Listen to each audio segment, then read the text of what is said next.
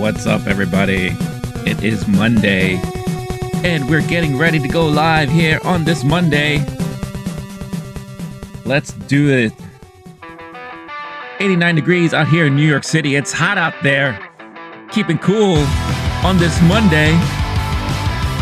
The morning, afternoon live stream coming at ya right now. What's up, everybody? Hello.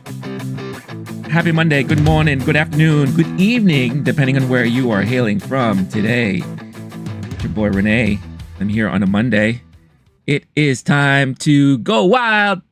And let's talk about this stuff. Oh, I forgot to hit this button. What the hell's wrong with me? What's up, everybody? As always, I am coming to you live. Oh, wait, where's my light? Oh, my light's on. All right. Oh, things are looking kind of bright today. I'm all over the place, whatever. But I'm here live on this beautiful Monday morning, August 5th. Hope you all had a wonderful weekend. I hope you're having a great start to your week. I hope you all are having a great Monday. And as always, I am live here vertically. If you prefer this type of format, easier on the eyes when you're on your phone. Speaking of phone, I forgot to bring my phone over, so whatever. My phone, I will be phoneless today on today's stream, but it doesn't matter. So yeah, so I'm live vertically, I'm live horizontally, I'm live all over the place. I like to provide options. And right now, you got a whole bunch of options. So, what's up, y'all? Happy to have you all on board as always. Arnold's in the house, saying he just got home an hour ago. So hopefully you have some time to recover and recuperate from your long day at work. And again, I hope all of you had a wonderful weekend and all that. So what's on the docket for today's agenda? Got several things to talk about. As always, every Monday, we like to talk about the box office results from the past weekend. So we'll be talking about our box office. Deadpool and Wolverine continues to break records all over the place. We'll be talking a lot about that stuff. It is August. So July, well, August started the same way July ended as far as, as far as Deadpool and Wolverine is concerned. But I'll be going over and ranking my first-time watches of July, all the new movies I watch in July, just like I do every start of a month. So we'll go over some of the top movies that I saw during the month. Then, of course, House of the Dragon Season 2 ended yesterday. And it's got some fans wondering, was that it? Now we got to wait another 2 more years? Well, yes, you do. Unfortunately so. And we'll talk about all that stuff there. And then finally, as a main topic for today, I'll be talking about my full review on Batman Caped Crusader and why I think it is a worthy watch if you're a fan of Batman, if you're a fan of animation, and if you are just a fan of good content. Because I think it was a very well done series. Hopefully we'll get a season 2. I heard that season 2 is in the works, but we may have to wait a little bit longer for that. So I will go over all of that stuff. And just to let you all know, in the chat right now, there is a poll for those of you who watched House of Dragons, those of you who are fans of House of the Dragon. Let us know in the poll. Are you satisfied with the ending of season 2? Yes or no? Let us know all your thoughts in the comments, in the poll. Ride my poll. I'm gonna come. I didn't mean that. I'm just joking, y'all. I'm just being silly on this Monday. But yeah, we'll talk about all those good stuff. All the good stuff. So again, hope you all had a wonderful weekend. I'd love to know what you guys got up to over the weekend. So let me know how your weekends were. Arnold already casting his vote for the last episode, 4 out of 5. I tend to agree with him. And I'll give you my full rating for the season as a whole as well. Once we get to that topic and all that. So let us know how your weekends were before we get started on this Monday. Again, always love to hear from all of you out there. It is the conversations here that really make this worthwhile. And I always have wonderful conversations with all of you out there. So looking forward to hearing all of that stuff from everybody out there. All right. Give me 1 second.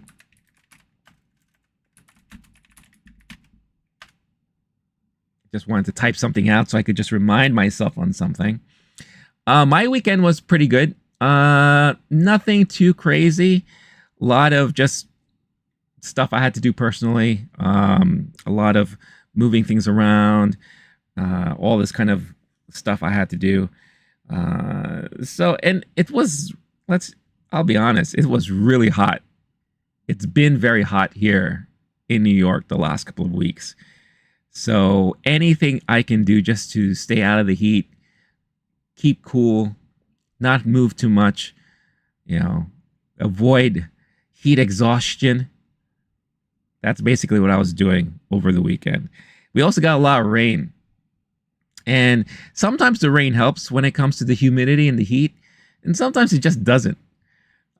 So we got a little bit of both this past weekend, where we got some rain, and it helped for a little bit, and then we got a little bit more rain, and then it got humid again. So it is, it's just, that's how it is in the summertime here in New York City. That's how it goes. Hopefully it's not as warm as it is here where you are. But let me know how the weather is from where you are. Is it hot? Is it cool? Is it comfortable? Are you feeling comfortable? Do I make you comfortable?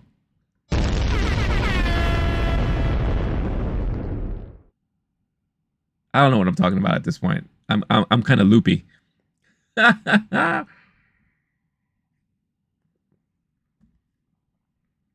Arnold saying I look good. Thank you so much. I always appreciate that. Arnold saying it's 20 degrees over there where he's at. I don't know the metric system, so let's see. Celsius to Fahrenheit. So, because us Americans are dumb. Oh, that's not bad. That's actually very comfortable where you are.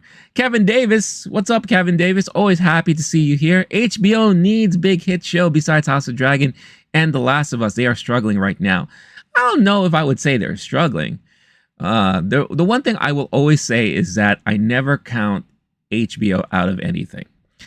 They will always surprise you with a show that comes out of nowhere that becomes a huge hit. And in the next year, they got a whole bunch of stuff in the works. One of the great things I loved about the beginning of House of the Dragon was they had a nice little teaser trailer of all the stuff that they're working on that's coming out soon.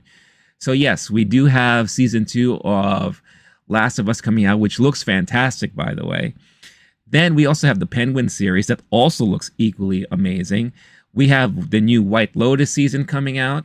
We have a lot of other different shows coming out. We have a new Game of Thrones spin-off coming out. Not to mention that they're working on 7 total spin-offs altogether. So there's definitely not going to be a lack of content on HBO. Whether or not they're all going to be hits, that's a whole different story. So I wouldn't say HBO specifically is struggling.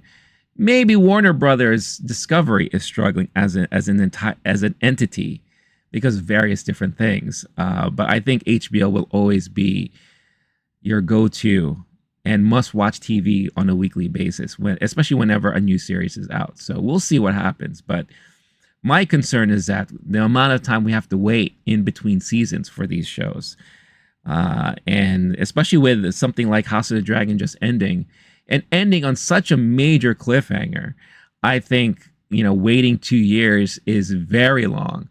And as we saw what happened with the start of this season, it started off slow because I think a lot of people were kind of like not, I wouldn't say not anticipating it, but a lot of people waited so long that it took a while for people to jump back into it. But when they did, they did. And I think they were well rewarded when they did so. So Arnold saying House of the Dragon is one of the best series made recently, whether you like it or not. It's just fantastic.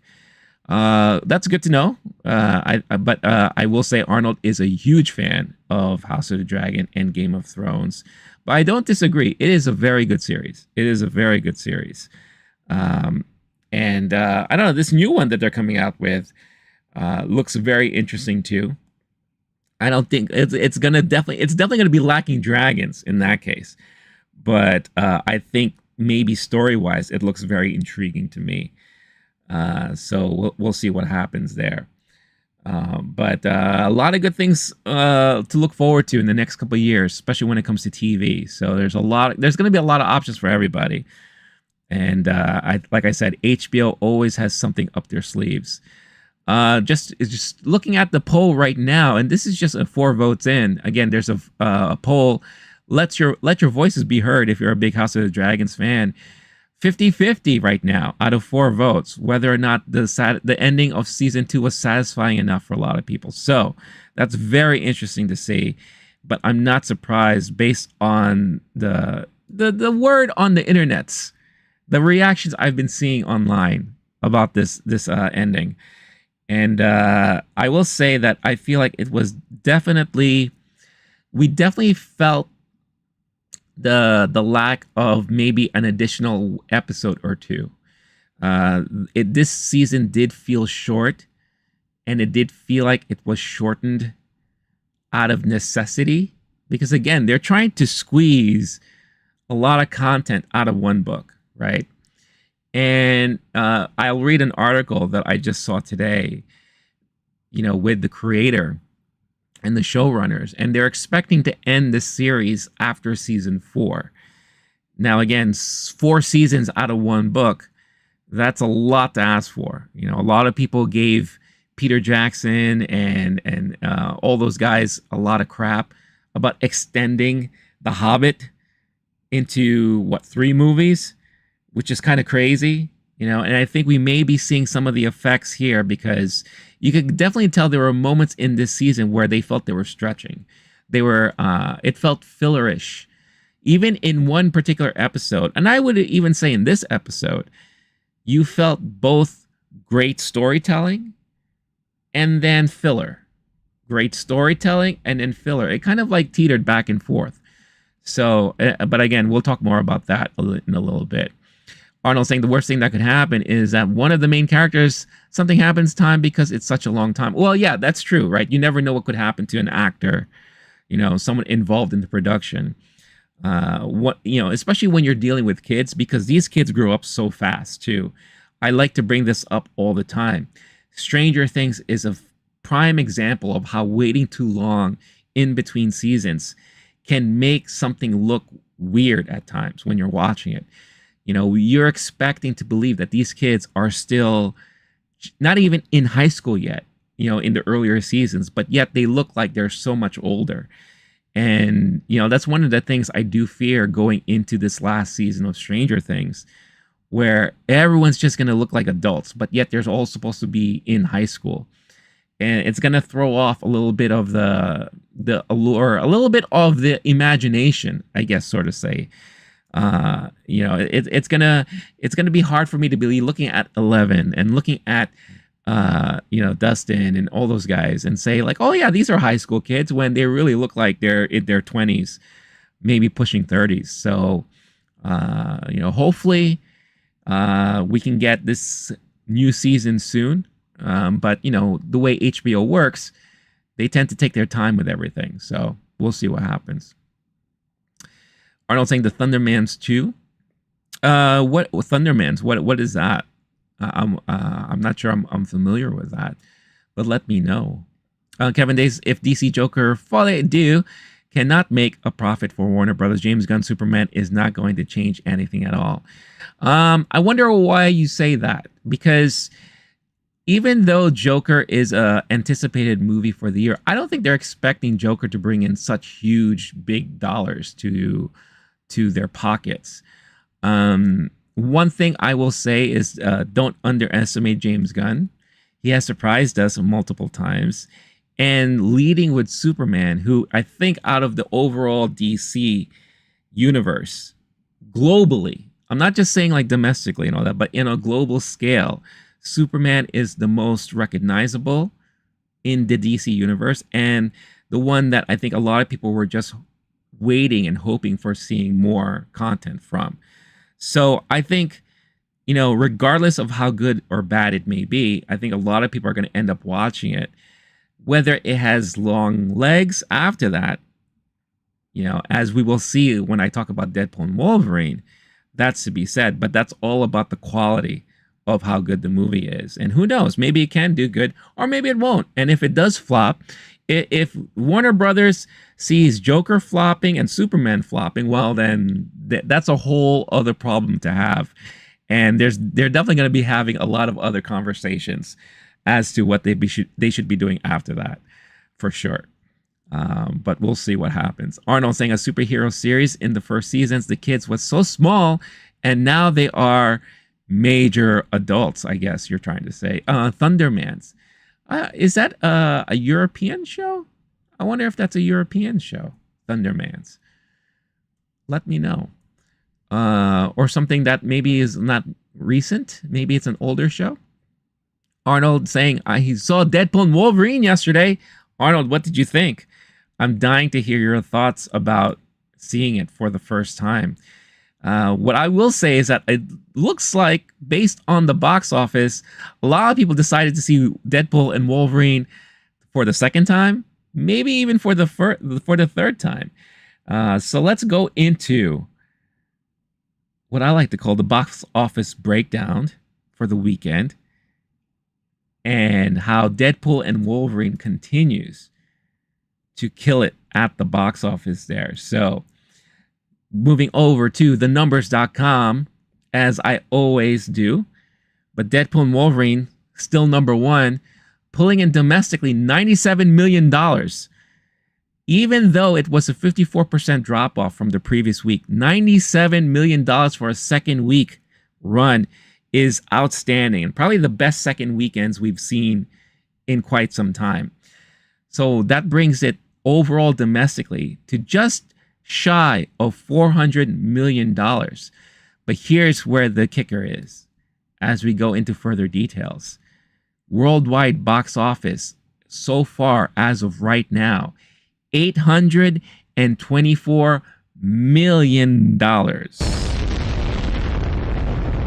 So in just about a week and a half-ish, this movie is almost breaking $1 billion.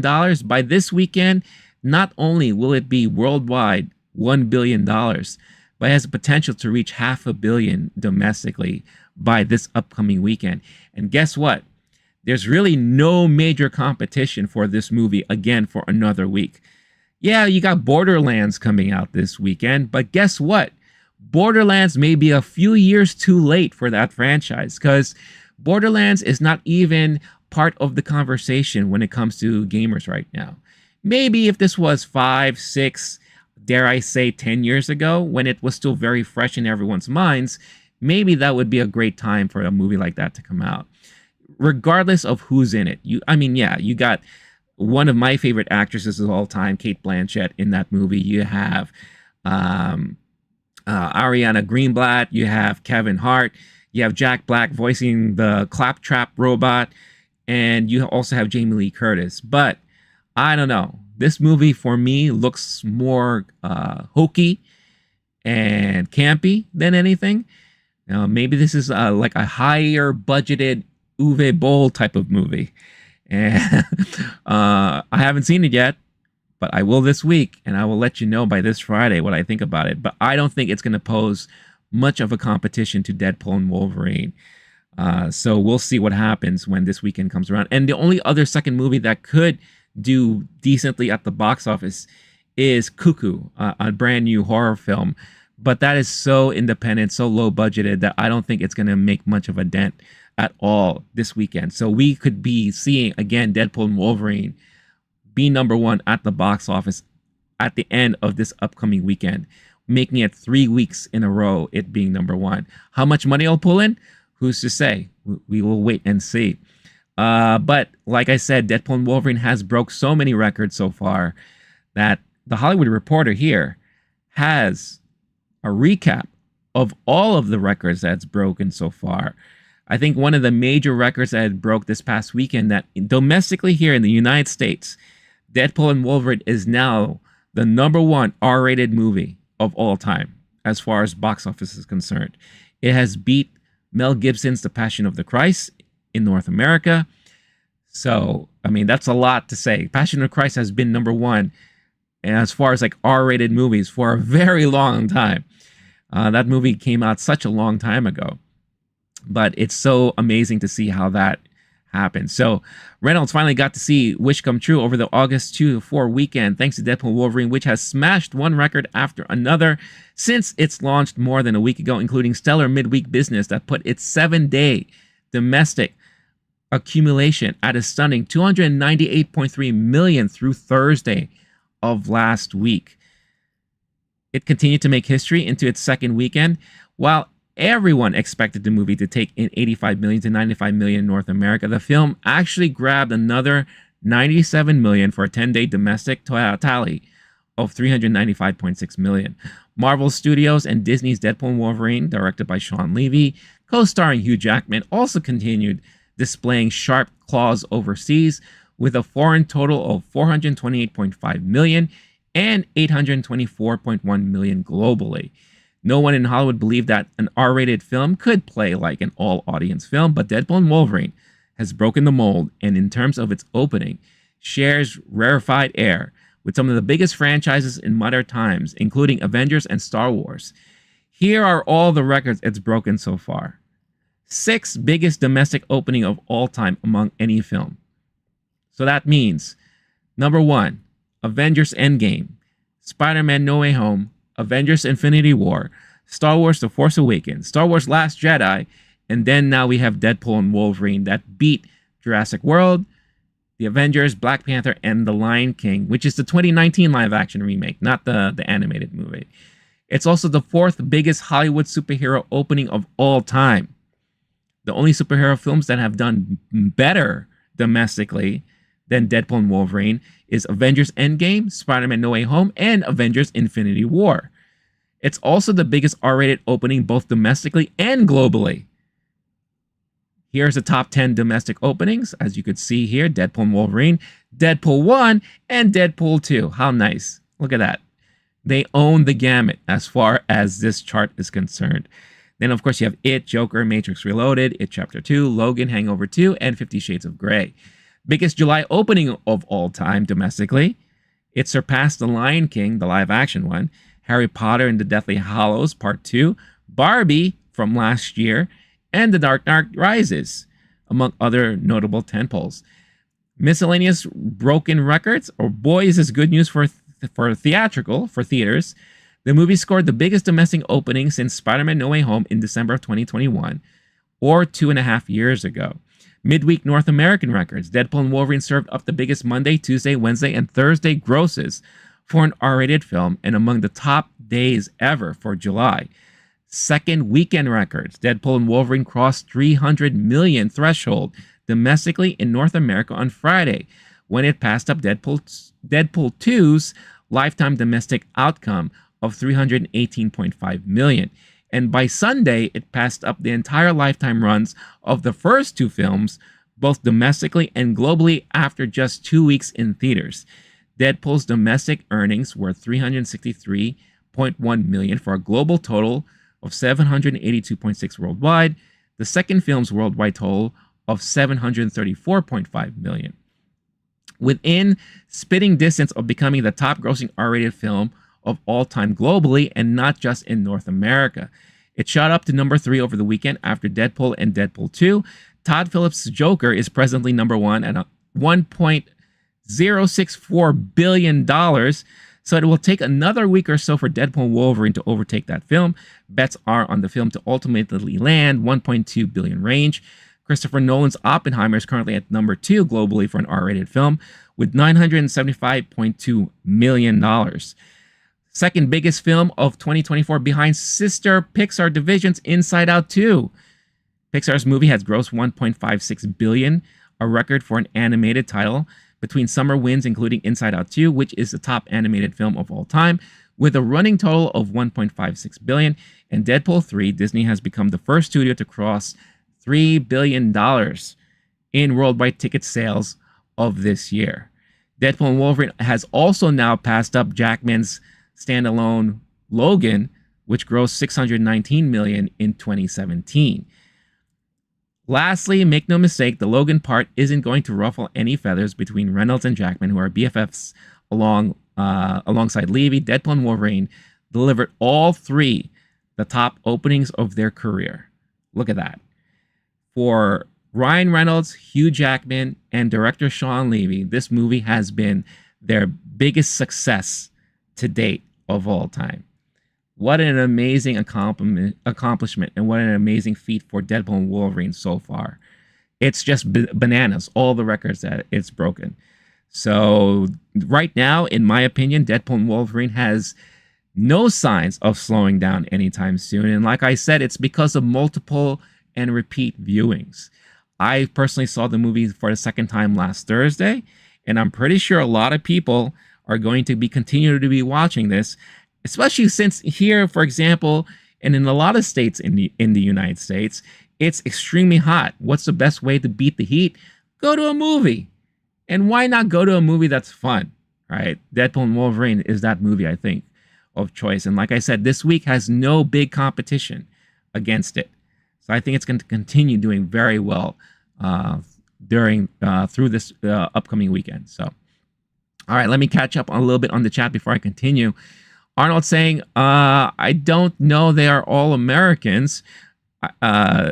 Truthfully, he gave Deadpool and Wolverine a 3 out of 5 stars. He doesn't really like the multiverse stuff, and that's understandable. I get that. It's not for everybody. But I think, if anything, this movie really spoke to the nostalgia of a lot of fans like myself who endured a lot of these Marvel movies from early conceptions, right? So I think that was like a leading charge for a lot of people to really fall in love with this movie and all that. Geek Ledger, what's going on, Geek Ledger? Nice to see you back here. It knocked The Passion of the Christ off the top 10. Yep, I just went over those records, which I feel Deadpool as a character would laugh at if he knew. If we could find a way for him to kind of record a new trailer and kind of saying, suck it, Passion of the Christ, or suck it, Mel Gibson, that would be brilliant. I think that would be a very Deadpool thing to do, and I would love for Ryan Reynolds to try to do something like that. Kevin Davis saying Deadpool and Wolverine domestic box office total run prediction, 550 million. I don't disagree with that. I do, like I said, has a strong chance to pass 500 million after this upcoming weekend. I will say like maybe 550 to 600. That has a stronger possibility there, I think. Venom: The Last Dance will be moderate success for Sony Pictures. It amazes me each time, whenever that Venom 3 trailer plays in the theater, how many people seem to like it. So I will say, don't be surprised and don't sleep on Venom 3 and its potential success. I think a lot of people are going to love that movie. Sonic 3 will be moderate success for Paramount Pictures. I think it's going to do well for them. The last one did extremely well. It's all the kids who grew up with Sonic. The kids now love Sonic. So I think it'll do decently. I really do. Jester's in the house. What's going on, Jester? He has risen. Nacholini saying Aegon will rise. The queen ain't getting Aegon's head. Look at that.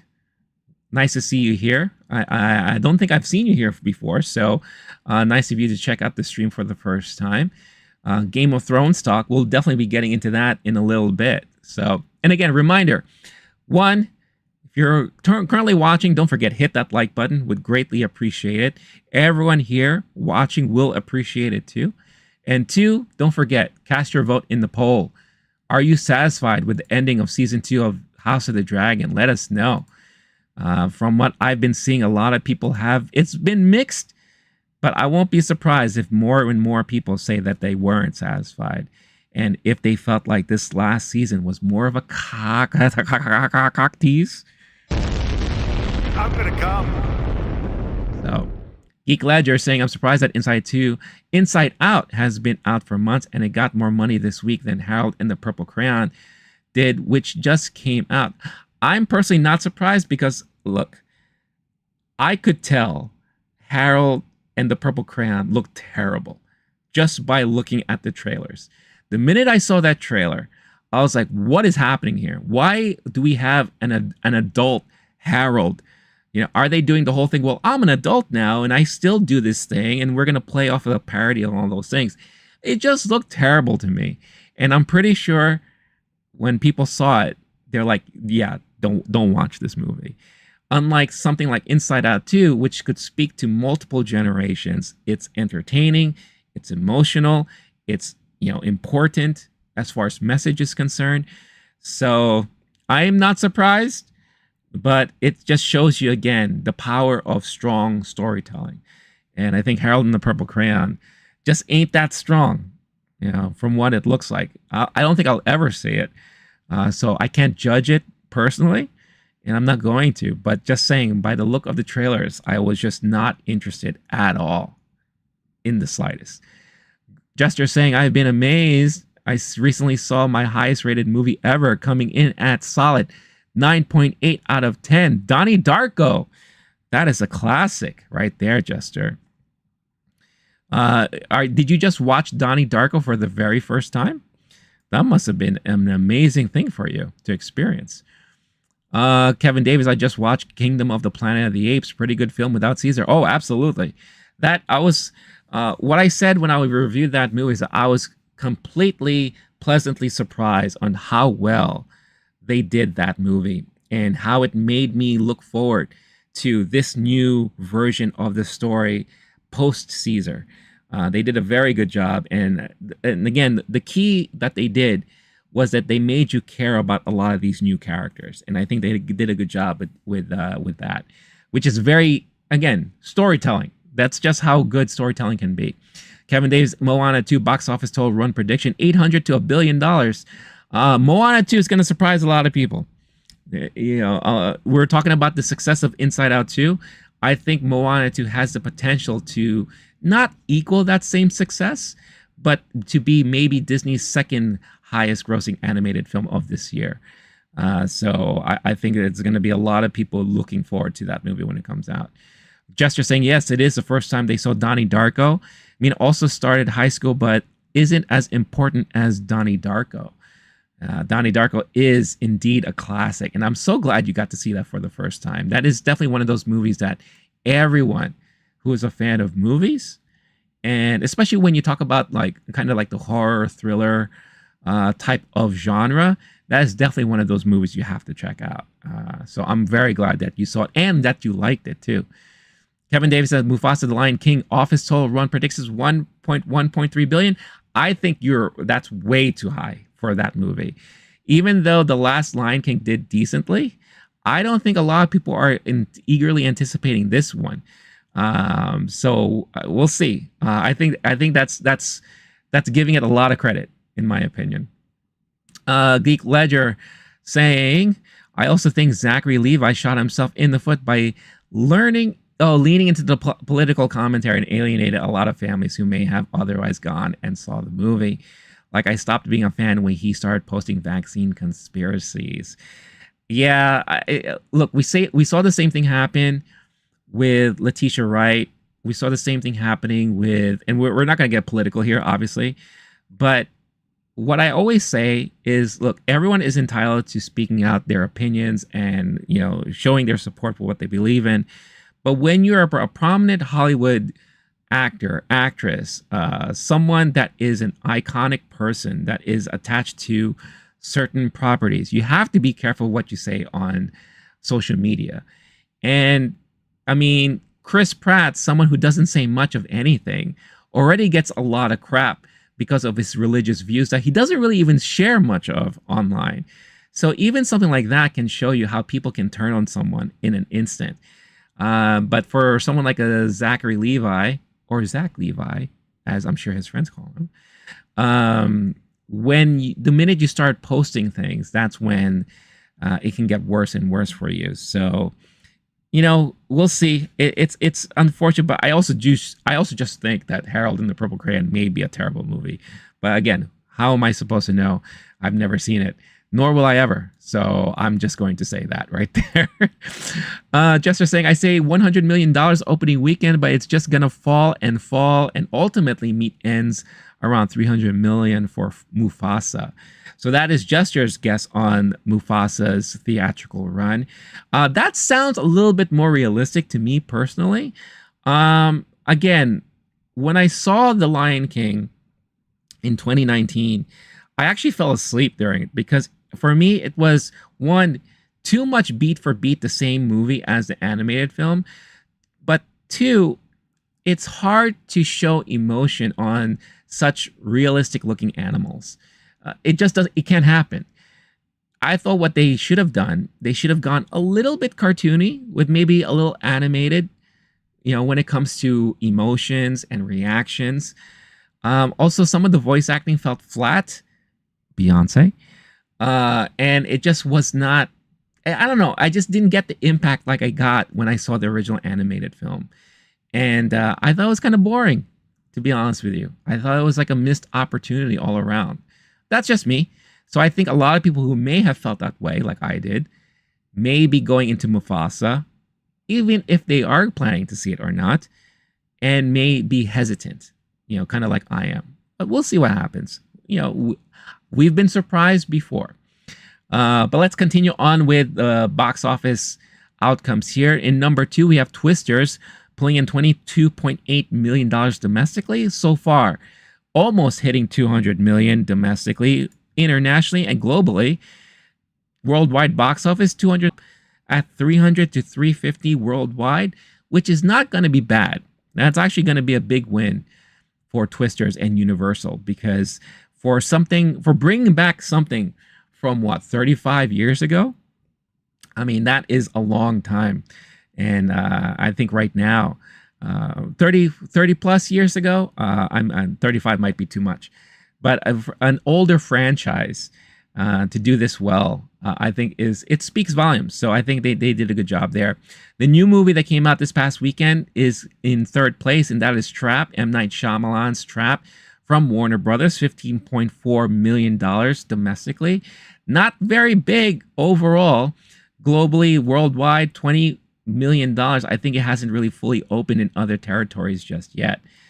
But I think word of mouth may end up hurting this, because as you could see online, a lot of people were not thrilled with this movie, me included. I gave it a 3 out of 5 stars. I thought it was kind of hokey and lackluster, but the performance from Josh Hartnett was very, very strong. So if anything, if you want to see a great performance, see it for that. If you want to spend the money to see it, that is. In fourth place, we have Despicable Me 4, $11.4 million domestically, $314 million so far during its domestic run. Worldwide, $754.6 million, which is huge. I think that might top out at around $800 million worldwide. But I think this proves that Despicable Me is such a strong property. It's not going to go anywhere anytime soon. And here we go, Inside Out 2. Even though it just pulled in $6.7 million over this past weekend, it has done $626.8 million domestically so far. But worldwide, $1.5 billion. What a juggernaut this thing was. No pun intended for you Deadpool fans. But what a beast this movie has been for Disney, and I'm so glad to see it because I think it was all well deserved. Harold and the Purple Crayon, as we were talking about that, the other new movie that came out, sixth place, only $6 million domestically and worldwide. Oof, 9 million overall. I think this is going to be a major, major flop for Sony Pictures and for Zach Levi. Long Legs has long legs for a horror film in its genre.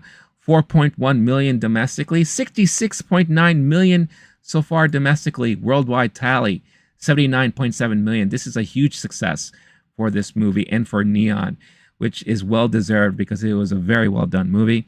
Another new movie that came out that I know nothing about, it's called The Firing Squad. 1.6 million domestically. A Quiet Place Day 1, which is now available digitally, so you're going to expect to see this fall out of the top 10 probably by the end of this week. Quiet Place Day 1 pulled in 1.3 million domestically, 137.3 million overall, with a worldwide tally of 258.7 million. I don't think it's going to hit that 300 million mark. Like I said, it's already available digitally, so I think that might hurt it. But a very well earned box office there for this movie. And to round out the top 10, Bad Boys Ride or Die, which is also available digitally, not even hitting 1 million domestically. But let's look at its overall run.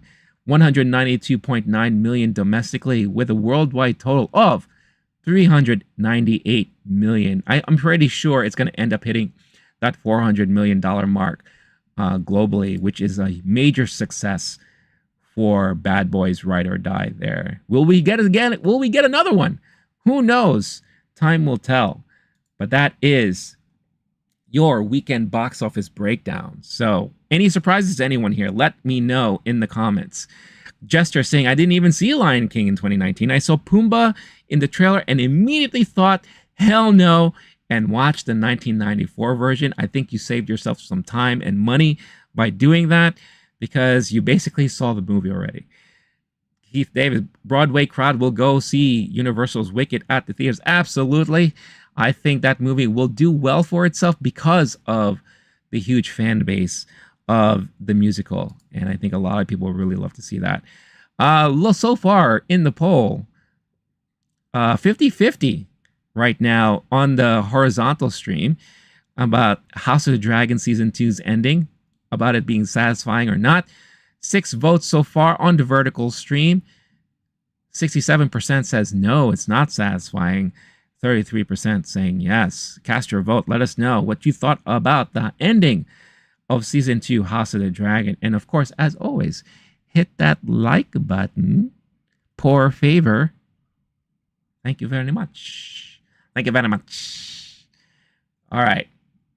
Now that we've covered what the weekend box office looked like, and we talked about the Deadpool records and all that, let's go into... hold on. Give me 1 second. Let us go into ranking my first time watches of July. Basically what I do here at the start of every month, I like to go through all the movies that I saw in the theaters of the previous month, and I'll rank them. So I'll share right now. I keep track of all of this stuff on Letterboxd. If you want to follow me on Letterboxd, just look for the LOWKEY Geek, all one word, and be my friend on Letterboxd. And let's share each other's special list and love for movies. So as you could see, I saw 1, 2, 3, 4, 5, 6 new movies in July. And 2 of them I gave 5-star ratings. That is Dee Dee and Longlegs. Dee Dee's not even out nationwide yet domestically, but I was lucky enough to see a very early advanced screening of it, and I think this is my favorite movie of the month of July. I gave it a 5 out of 5 stars on Letterboxd. Second, I would give that to Longlegs. That was my second favorite movie of the month of July, also a 5 out of 5 stars rating on Letterboxd. Coming in third, I would give that to Deadpool and Wolverine, since I gave it a 4 out of 5 stars. I would say the next to come after that would definitely be Maxine, the third in the whole X trilogy from Ty West under A24's banner. I gave that 4 out of 5 stars. Next, I would say Beverly Hills Cop, Axel Foley. I gave it a 3 out of 5, but I really thoroughly enjoyed it, and I thought I was pleasantly surprised by it. Really, I really was. And then last but not least, Twisters, which I gave 3 out of 5 stars. I thought it had that big blockbuster-like feel and appeal to it. I thought the chemistry between the main two actors there, Glenn Powell, and I forgot the actress's name, was okay, but the charm was missing. The same charm that I felt that Helen Hunt and Bill Paxton had, that definitely felt missing. And I really felt disconnected and not as well connected to a lot of the secondary and tertiary characters, little groups. Unlike in the original movie, I felt so close to all the groups, and I really was rooting for a lot of those people. And here I was just like, if that person dies, oh well. So I really didn't feel that, but I thought it was a well done job, like I said, of putting that movie together. So that's how I would rank my first time watches of July. Let me know in the comments right now, what was your favorite first time watch for the month of July? Right now, Jester told us that his first time watch in this month of August right now may be Donnie Darko, which is an amazing movie to see for the first time. So I'm very, very happy to hear that. And it's always fun to hear when people watch movies for the very first time and how they react to it. So much fun. Steve O'Brien, what's going on, Steve? How about talking about any film that shows a special bonus clip after the credits? What do you mean, Steve? Meaning the concept behind it? Should movies do that? What is it exactly you want to talk about? I'm curious. Help me elaborate, and then let's have a conversation. Kevin Davis saying The Penguin and Agatha All Along will be coming out on the same date, September 18th. I didn't even know that. That's interesting. Is that, let's see. Let's look at the calendar real quick. It is a Wednesday. Ooh, wow. That Wednesday's episode is going to be very busy for me because I'm going to have to make sure to watch both of those. I mean, I think The Penguin has a better shot of being the better series. I don't know. But that's going to be very interesting to see who's going to watch what. But I have a feeling more people are probably going to end up watching The Penguin over Agatha, only because of the recent history of Marvel series and how disappointing a lot of them have been. Geek Ledger saying Twisters tried to downplay the romance between the two main characters, and that kind of hindered the impact of their relationship. Like seeing them fall in love during a crisis would have been nice. I don't disagree with that. I think one of the biggest charms of the original movie, which I still to this day say, I know I may be crazy. You could let me know in the comments. I'm perfectly fine. I don't get butthurt like a lot of people online do when you call them out and stuff. I think Twister is a perfect movie. Probably one of the best disaster films in the modern era. Because it has everything for everybody. Romance, friendship, action, thrills, suspense. Right? It has everything that you need, especially when you're looking for like that blockbuster type of film, shoving popcorn down your throats and all that. It had everything. And what really worked was the chemistry between Helen Hunt and Bill Paxton. And there was potential for good chemistry there. And like you said, they kind of teased that there was a romance happening and all that.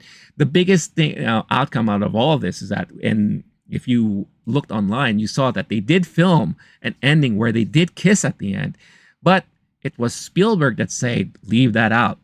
Let's not put that in there. Let's just keep it friendly. Let's just keep it, let's keep the audience guessing, even though we know that there is that budding romance there. I will say this, though. It looks kind of weird because Glenn Powell definitely does look older than the lead actress. Again, her name is escaping me right now. So that does throw me off quite a bit. I'm not saying that there's anything wrong with that. It's just, looks weird. But I do think that downplaying that, especially since Glenn Powell is so well known in being like the current go-to rom-com guy, I'm surprised they didn't play that more. And I think that would have made a lot of more people really enjoy this film. Because at the end of the day, the original Twister was also indeed a romance movie. So I don't disagree there. Still waiting to hear from Steve O'Brien. Maybe he decided to move on, but I'm not sure. I mean, that could have been an interesting question. How about talking about any film that shows a special bonus clip after the credits? Well, let's play on that question. Let me ask all of you out there. Do you like the whole post-credits thing that happens? A lot of people contribute Marvel as the ones who started all that, but not really. There were movies that came out before that kind of played on that concept and all, right? So it is kind of interesting when you think about it. Like, does every movie need that? When certain movies do it, is it worthy of it? Did they have to do it? Is it a way to keep people in seats hoping they read all the credits? I've always stayed through the credits every time I go to the movies. That's just how I am. I learned to pay respect to all the creators of a movie because there's a lot of hard work that goes into any movie that is being made. So I always make sure that I stay through the credits to give my proper respect and all that. I'm not one of those guys that always like leave once the credits roll. I'm like, I'm out. Never have done that. Unless I really have to pee. Then that could be a different story.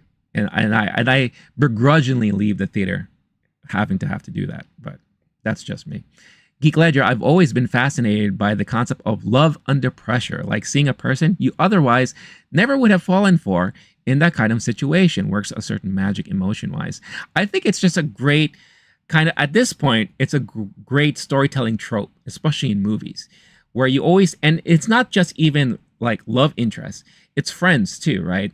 A great example of that, I think, when you go back in history, right, in movie history, is the buddy cop stuff. Like, you always have these two opposing views, these two guys, they always are at bitter ends with each other, butting heads all the time. And at the end of the day, they become very good friends. We've seen that in movies like Lethal Weapon, Another 48 Hours, or 48 Hours, Beverly Hills Cop, right? Just to name a few. And then when you look at more recent stuff too, anything that has that kind of like dynamic there, that always seems to work. I mean, look at, I would even say, dare say, Deadpool and Wolverine. They didn't really get along with each other, right? But at the end of the movie, they're like best buds, right? So that type of trope always works well. And yeah, like Geek Ledger, I do tend to be a sucker for those kinds of things, right? If it's done really well, and there are times when it hasn't been done well and it felt forced, and when I've seen movies like that, I call it out right away. Like, oh, they felt like, you know, this movie felt like they were forcing the relationship, they were forcing the chemistry when it wasn't really there. But those who do it right pulls at my heartstrings a little bit. And I totally know what you mean, Geek Ledger, when you say stuff like that. So I do not disagree at all. What's up, everybody? I've been talking so much. I'm going to take a breather for now. Why don't you guys chime in and say something and let me know what you guys want to talk about while I drink some of my coffee.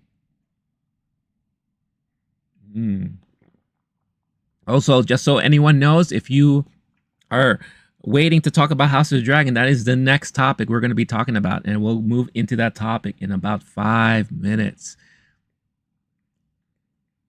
House of the Dragon, 5 minutes on the clock. I got my notes ready and everything.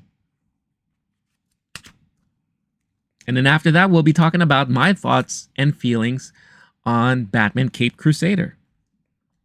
Another new series that dropped last week, end of last week. Steve O'Brien is back. So yeah, with like Deadpool and Wolverine, there were actually 2 bonus scenes. Being someone who is actually a filmmaker. Oh, that's awesome, Steve. Nice to hear that. If there's anything you'd like to share with us as far as films you've made, let us know in the comments. And actually went to film school. I say to watch the credits for the respect. I stay to watch the credits for the respect. Yeah, the same thing that I do too. Being someone who's actually... So I think what you're trying to say is that you think by putting post-credits scenes, it kind of forces those to stay for the credits, but it's artificial in a way. Is that what you're trying to say? It kind of sounds like what you're saying. Geek Ledger, speaking of forcing chemistry, Channing Tatum and Scarlett Johansson in Fly Me to the Moon had 0 chemistry, in my opinion. Don't know who did their chemistry tests, but they shouldn't get a pay cut. They should get a pay cut. I have not seen that movie yet. It's funny because that was definitely a movie I wanted to see, because I don't know, for some reason I thought that would be an amazing chemistry between the two. However, when I started hearing people who saw it saying that it wasn't working, it threw me off a bit. So I said to myself, I'll wait. I'll give myself some time to watch that, and I'll watch it from home. That sucks to hear. I mean, I feel like, because the premise of that movie itself is fascinating to me. You know, getting a PR person in order to hype up and protect the US landing on the moon for the first time, you know, with that idea and mindset of, what if it doesn't work? We need a backup plan. And I love like that whole thing behind it all. Interesting concept, but it's just unfortunate that it seems like it just didn't work. That's a shame. That's too bad. Too bad. All right, let me quickly check, since we're going to be moving into our House of the Dragon conversation. Again, there is a poll in the chat right now. Cast your vote. Are you satisfied with the ending of House of the Dragon Season 2? Let us know in the poll. In the poll. Whoop, whoop. You know what I'm trying to say. Steve O'Brien, but for those just wanting to know if there's a bonus after the credits, any film you watch in the theater that has one, let them know to stay or go if there isn't one available. So you're basically saying that if a movie has a post-credit scene, they should announce it, or they should have at least a teaser telling you, hey, make sure you wait. And then if it doesn't, let sure that audiences know, hey, there's nothing going to be here. So, yeah, I don't know. I feel like at that point, it's becoming a little bit too much like a Netflix thing. You know, the one thing I hate a lot about these streaming services is that when the credits roll, it immediately zooms out. And now it gives you that screen that has, oh, you could watch this or you could watch that, and da-da-da, blah, blah, blah. You know, what if I just wanted to see who voiced this, you know, character? Who sat and did this acting for this character? But you're forcing me now to have to go back, click on that box to expand the whole credits thing. Then probably I have to rewind and go back to look at things. And it's just very annoying. It's such a nuisance. And I don't think I would want my movie experience to be something similar to that, where it's like, hey, stay for the credits. There's going to be another scene there. But I don't know. That's just me. Jester saying they saw, wow, this is fascinating. Silence of the Lambs for the very first time in July. That is amazing. I'm so envious of you, because that is such a brilliant movie to see for the first time. I'll never forget my first experience watching that in the theater when it came out. And my gosh, I had no idea what kind of ride I was in for. And that is such a brilliant movie. And yeah, if you had a chance to watch Longlegs, I'm sure a lot of that kind of reminded you of what you saw in Silence of the Lambs. So, all right, y'all. For those of you who have been waiting, like Arnold, let's talk about the season finale of House of the Dragon. So, I took my notes. The name of this episode was The Queen Who Never Was. A nice little throwback to good old Rhaenys. I also love that Corlys renamed his boat after her, after realizing that, you know, maybe he missed out on some quality time with his wife. Maybe he should have, you know, spent more time with her instead of trying to be the person that he ended up being, and trying to focus so much on his ego and all of his accomplishments, that maybe sometimes you should have paid more attention to your lady. And I think he learned that after the fact, now that she's no longer with us, which is sad, but at the same time, it's very sweet that he's gone ahead and done that.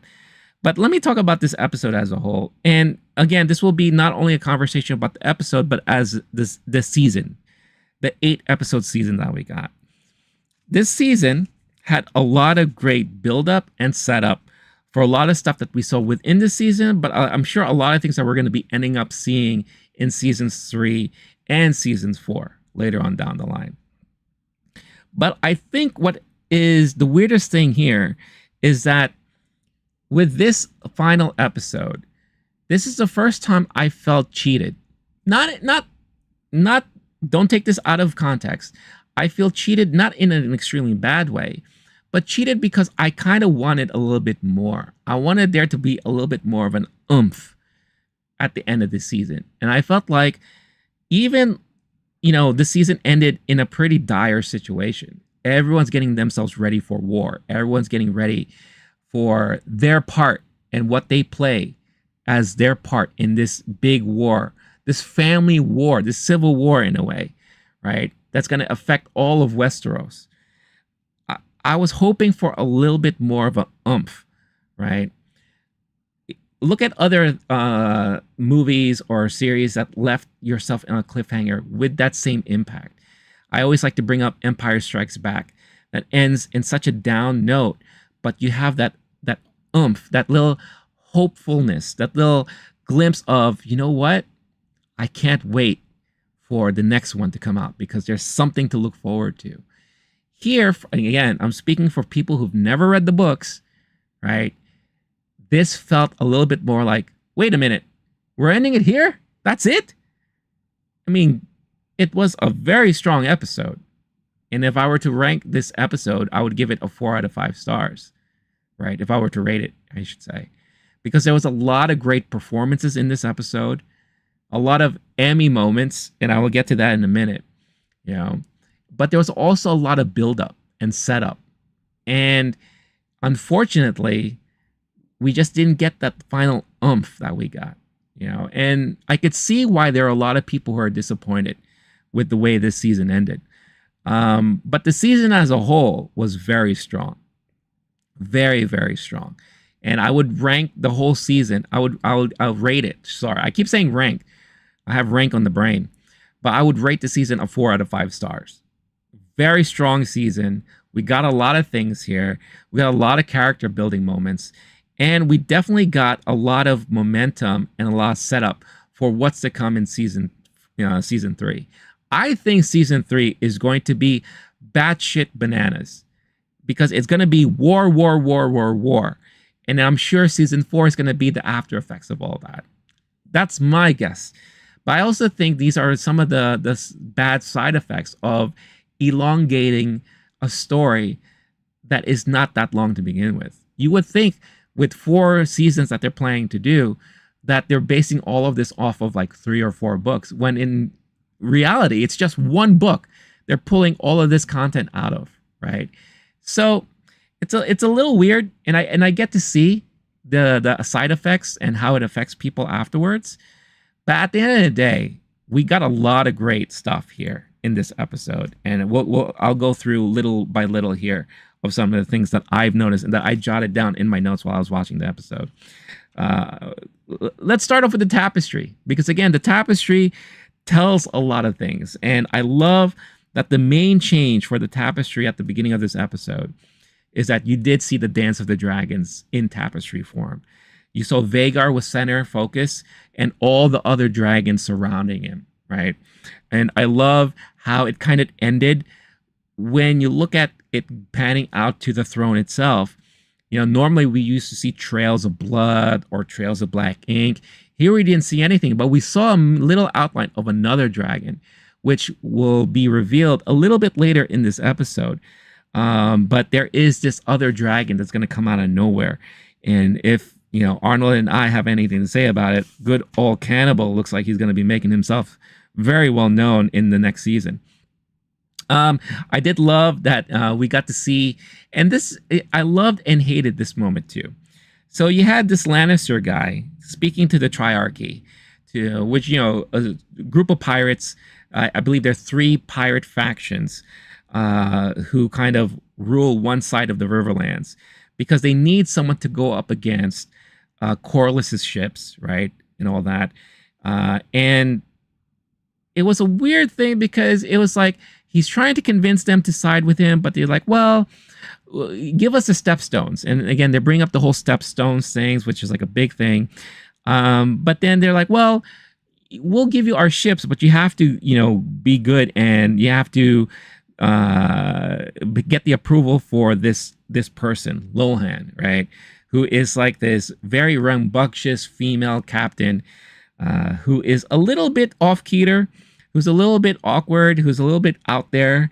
And this led to a lot of comedic moments in this episode, which, if you think about it, as the series, maybe even this season as a whole, we didn't get a lot of comedy at all. A lot of the episodes were very serious, dreadful, dreary. This was one of the rare moments that we got some sort of levity at all. We got Lannister and this lady providing a lot of comic relief. If you remember the original Game of Thrones, normally we would get a lot of comic relief from Peter Dinklage's character, maybe some other characters in there. But it was just it felt so out of nowhere, or felt out of place, because we just didn't get a lot of that in the previous episodes. And these were the moments I felt very filler-like during this whole episode.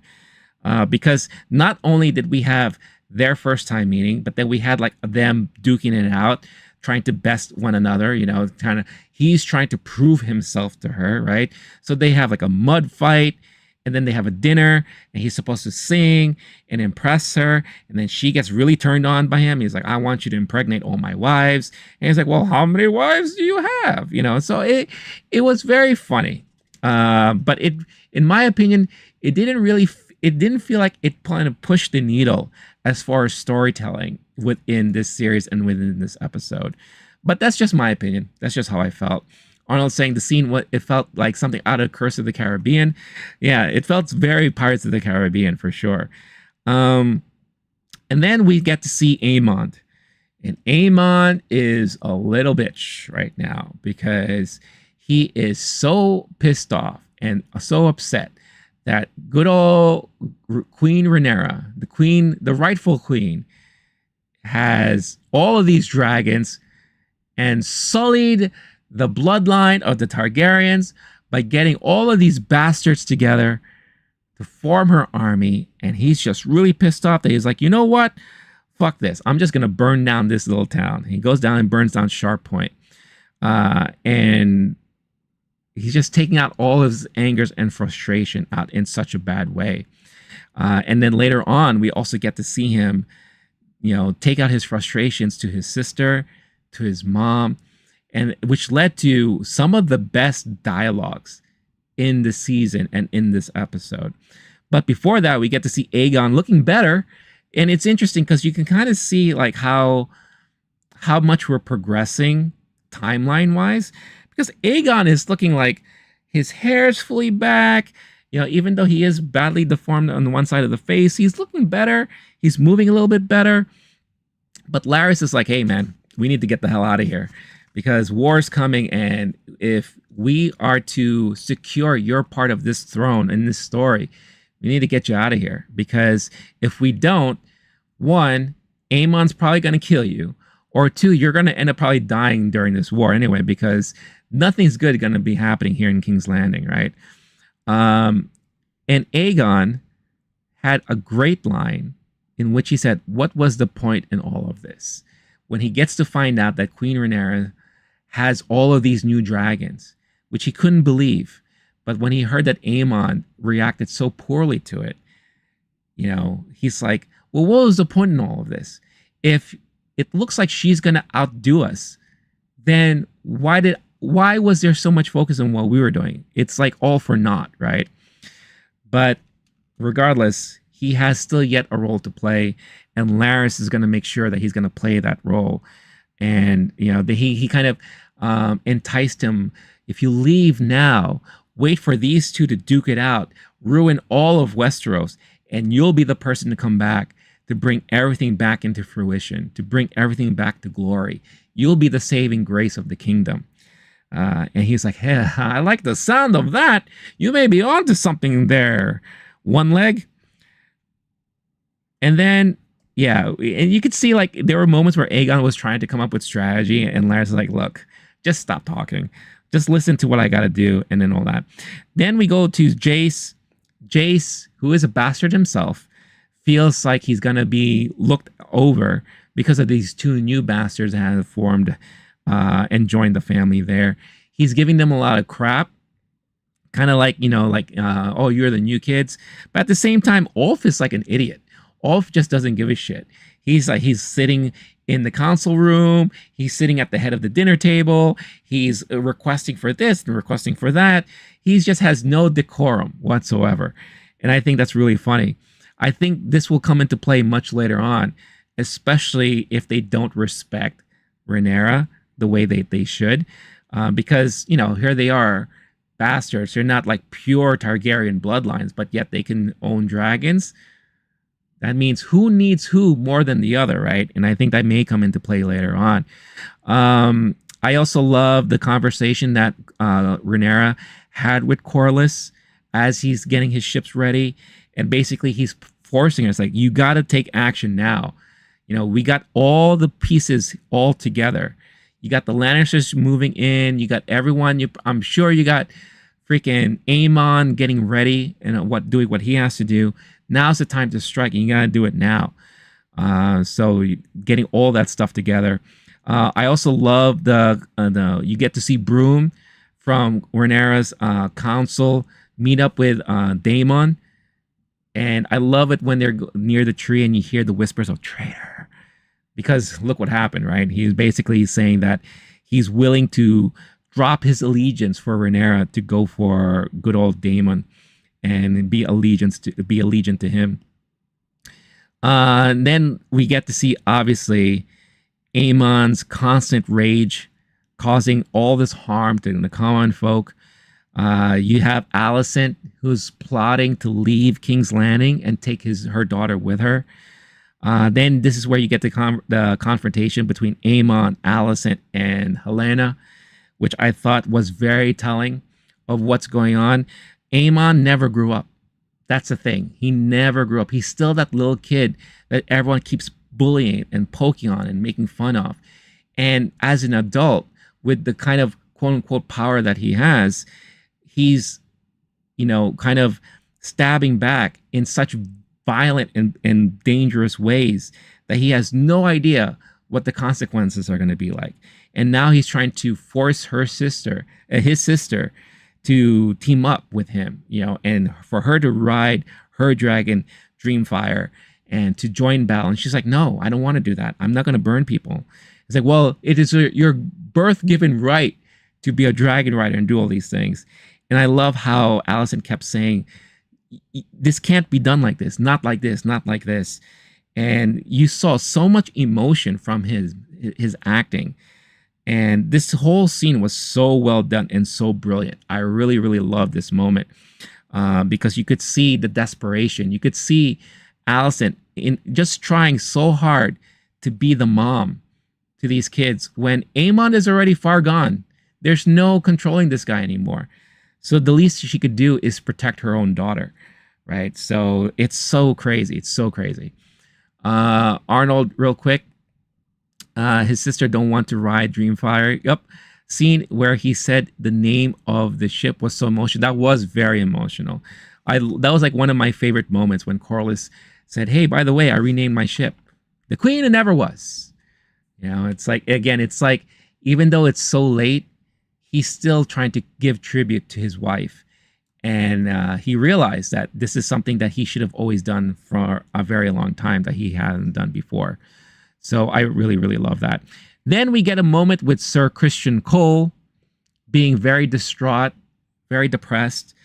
And then Alicent's brother catches him, sniffing the good old handkerchiefy. Like, I have Alicent's smell. I miss you, my lady. And calling out and saying, oh, you're defiling a queen or whatever. And he's like, former queen. But basically, we get to see where Christian's head is at right now. And right now, it's not in a good spot. He is on the verge of going into battle to his foreseeable death, the way he looks at it. And he has this one line that I literally had to stop and rewind and write down because it was so brilliant.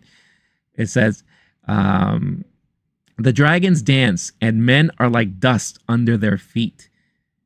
As we saw when he first saw the dragons fighting together and the casualties of war happening around him, men dying, burning up, turning to dust, getting stepped on, and all that. It's like there's no winning for men at this point. Like all of men who are part of this war will not come out of this alive when you have so many dragons battling each other in the sky. And it paints a very dreary picture. And I thought that was very, very powerful. That was a powerful moment when he was like hearing him just talk about all that stuff.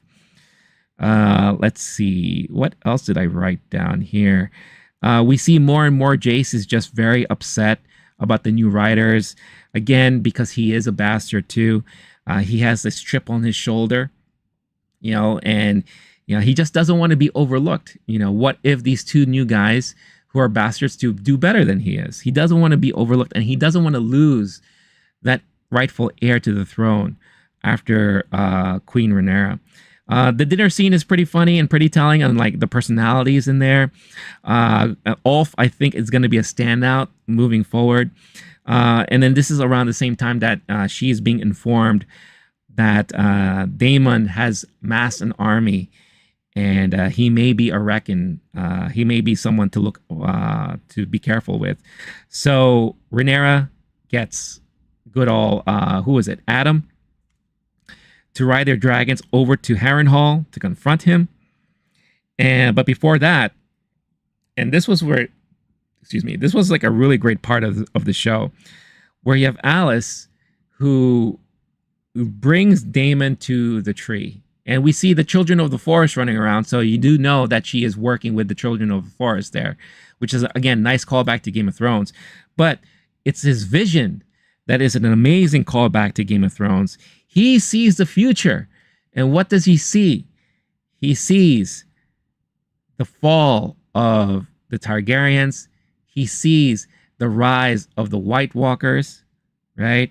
He sees the Third-Eyed Raven. He sees Khaleesi and her rise into prominence, right? And then he also sees eventually Queen Rhaenyra on the Iron Throne. And this was a turning point, I think, for him, because I think this was the moment he realized that everything that happens moving forward is not only going to affect him, but it's going to affect the future and the future of the bloodline, of their family bloodline and all that. And maybe this war and this battle and this game of chess is above him and is bigger than him. And has more to do than his little pettiness over wanting to be, the king and wanting to be on the Iron Throne. It's all about how it's going to affect people in the future. And I think this is one of the reasons why when Queen R and Adam show up in Harrenhal and she sees the army that's amassed in front of her, and he steps forward and he pledges allegiance finally to her and loyalty. And they have a very cute, it's like seeing a couple that broke up and then they meet each other after a couple of months and they realize they did something wrong and they're trying to rekindle their relationship. They have such cute back and forth banter, and she says to him in Valerian, I should say, if I ever catch you leaving me again. And he's like, hey, it didn't work the last time. Look where I am now and look what I'm doing right now. So don't even worry about it. I love that. And when she saw her, again, Emma Darcy's acting, her face acting is so good in this show. When she sees him rise the army up and have them cheer and chant for her, her facial expression was just like, wow, this is really happening. This may be in my favor. This may be good for me. It's so good. So good. It's amazing. Then we also see, again, another conversation between Helena and Aemond. Aemon's trying so hard to convince her. It's like, hey, you really need to team up with me because we need to take care of this. We cannot let our bloodline be sullied by these bastards. And then she looked at him and basically said, I know what you did to Aegon. I know you burnt him on purpose and you let him fall. And what I see for your future is a similar fate. Why should I follow you if you're just going to end up dying? And you said you could tell he's like, ooh, he's trying so hard not to probably knock her out or say something bad. But he's like, I could have you court-martialed or I could have you hung for this. And she's like, I don't care. It's not going to change the outcome of it all. So this is kind of like a warning to Aemon. Don't do this. Don't continue down this path because it's not going to be good for you, right? So I love that. Then this is the one, I circled this as the one Emmy moment of the episode. The conversation between Corlys and Alan. Oh my gosh. This was amazing because Corlys, in his way, he's trying to finally be a father because he realizes, again, very late, that he should have done this the whole time. He should have been doing this the whole time. And he hasn't. And when he says, I'm just trying to help to Alan, wow, did Alan fire back. And just like, where were you when I was starving as a little boy? And I used to see you parading down the streets with your other kid and your wife. And I'm just there trying to earn a living and trying to make enough so I could feed myself. Where have you been this whole time? It's a little too late now for you to be my father. I will do what I need to do and I will command your ship and all that. But outside of that, basically, leave me the fuck alone. That's basically what he's saying. Such a powerful conversation, such a powerful moment between the two. Great acting across the board there. It's amazing. We got to see Cannibal. Arnold, I'm sure you are very happy to see that, but we got to finally see Cannibal. Will this little lady who's been dying so hard to get her own dragon, will it happen? Will she be able to tame good old sheep stealer? I guess we'll see in season 3. But I love that we got a little tease of that. We got a little tease of all of that. Of course, Queen Rhaenyra is doubting the wars because she is hesitant and causing so much pain and damage to the common folk. She wants to avoid that as much as possible. And then we get the surprise moment of the episode where Alicent shows up. She makes her way to Dragonstone and she has a meeting with Rhaenyra. And the last time they met, it didn't go well. This time you see Alicent she's given up hope. She's given up all hope. She has been ousted pretty much from her home, from all authority. And all she wants is to end things as much as possible. And she comes up with this plan, and tells Rhaenyra, she's like, look, Aemon is taking Vhagar to meet up with the Lannisters. That means my daughter will be temporary person on the throne. That is your chance to come over and claim the throne. We won't put up a fight. And you can end things there. And that's it. Done and done. And it'll be quick and easy. Nothing else needs to be done. No unnecessary deaths across the kingdom, blah, blah, blah. And of course, Queen Rhaenyra is like, yeah, she's like, yeah, right. You're going to make it that easy for me? By the way, I hope you know, because of all of this stuff that happened, the minute I do get my hands on that throne, Aegon's head is off. I need to claim his head. Are you going to be okay with that? And you could see Alicent was she's playing all the different scenarios in her head right now.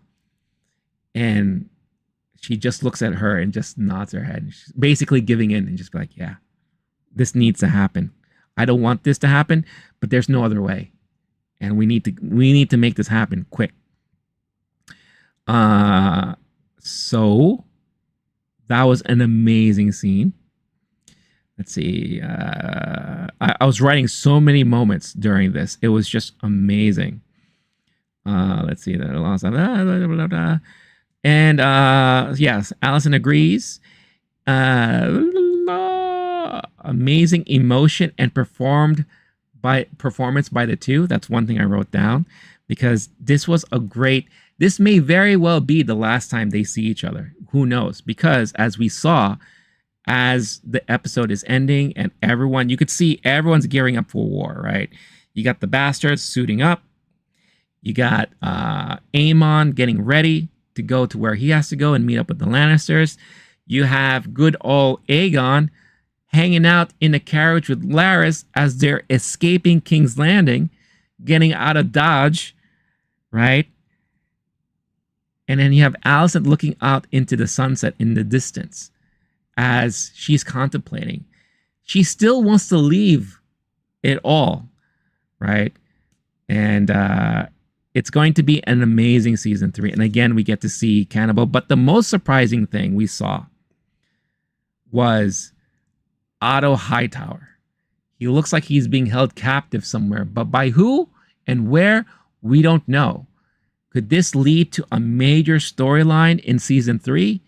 I think so. Because wherever this lands, or whatever side this lands on, this could be huge for the show moving forward.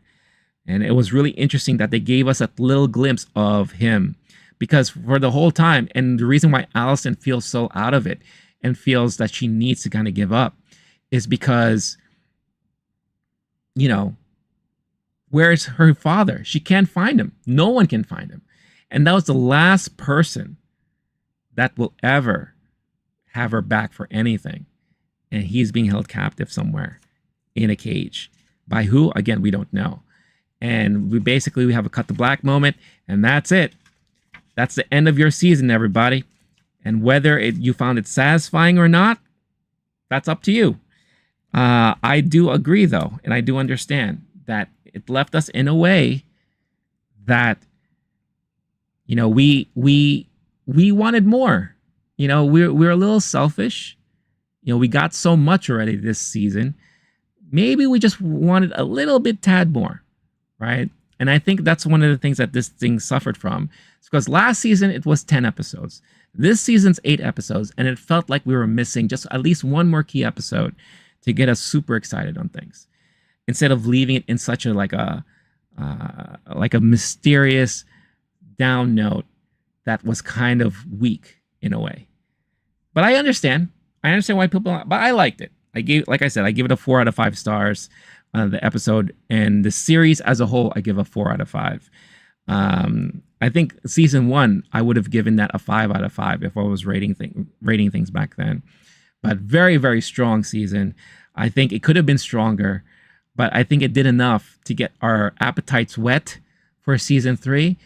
But unfortunately, we have to wait 2 more damn years for this season to come out. So I can understand why everyone's upset, because that is a long time to wait for stuff that we just want to see this war already. We want to see the dragons battle it out.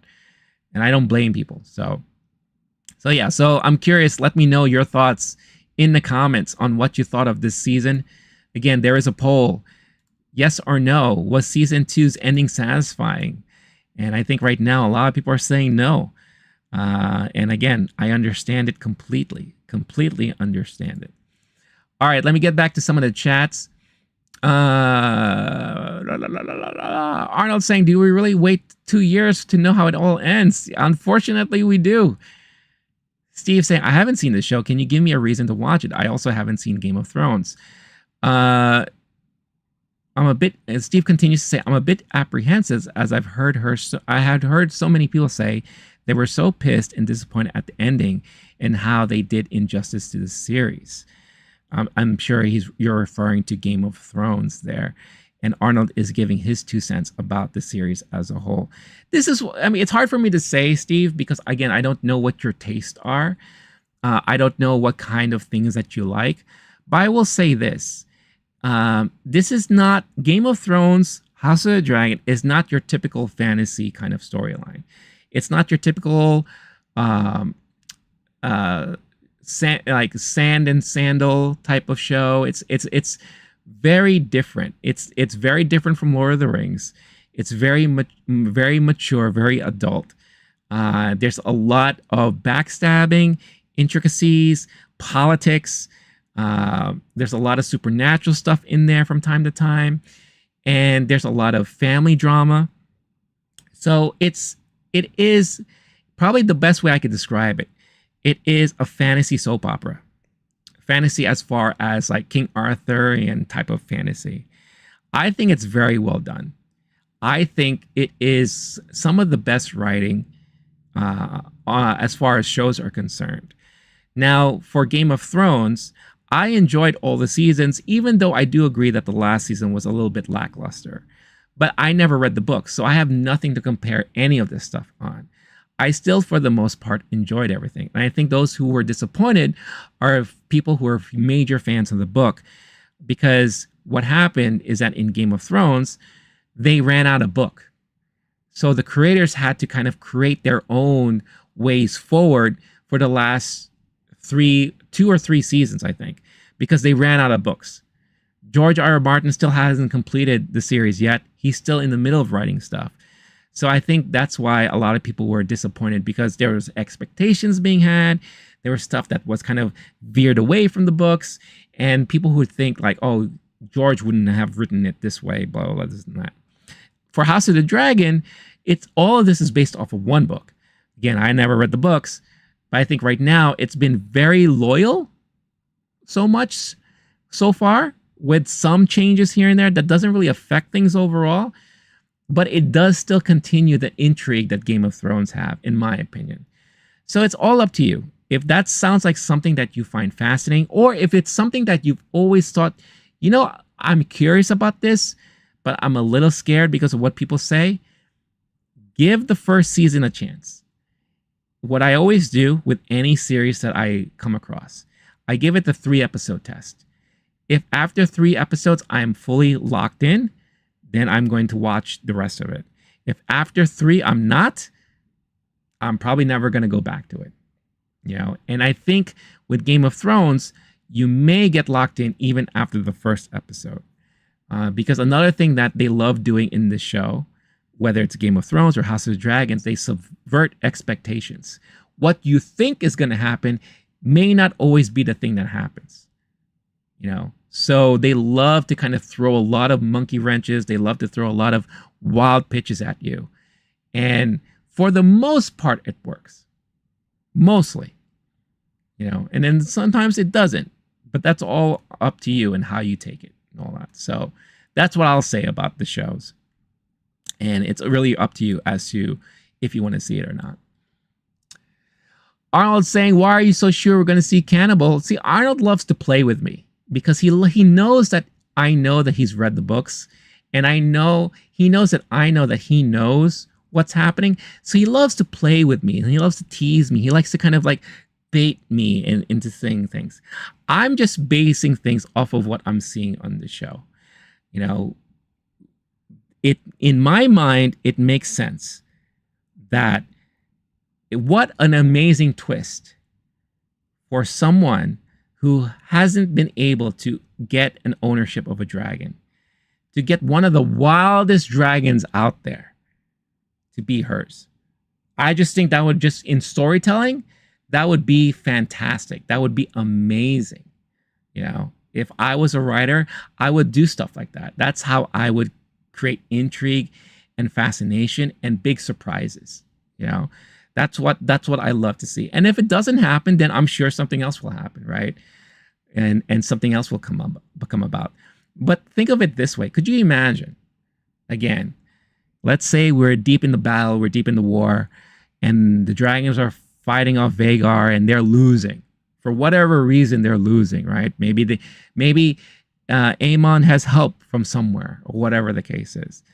And just out of nowhere comes this crazy wild dragon that's not afraid to eat other dragons.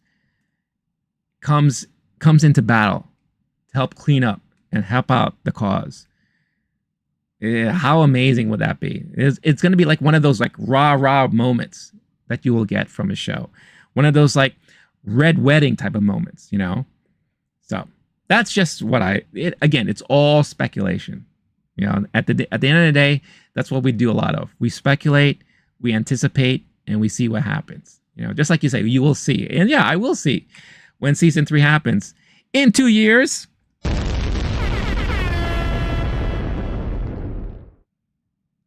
So, and I'm willing to wait because I am patient. I don't mind waiting. Why? Because there's so much other content in between the time to keep me occupied and keep me waiting and keep me entertained and all that. So yeah, so that is House of the Dragon. So again, we're very interested to hear all of your thoughts and you know, what you think about this season, what you think of the show so far, how it ended for you. Let me know all your thoughts in the comments. Do you know what just doesn't make sense to me? What doesn't make sense, Arnold? What is it? Let us know what it is. Also, if you're watching live, don't forget, hit that like button. Would greatly appreciate it. Wholeheartedly. And also, don't forget, vote in the poll if you are a fan of House of the Dragon. What did you think of this last episode? Was it satisfying or not? I will tally up all the results at the end of the stream. Is my face looking very bright today? I know that's very random to ask, but I wonder if that's true.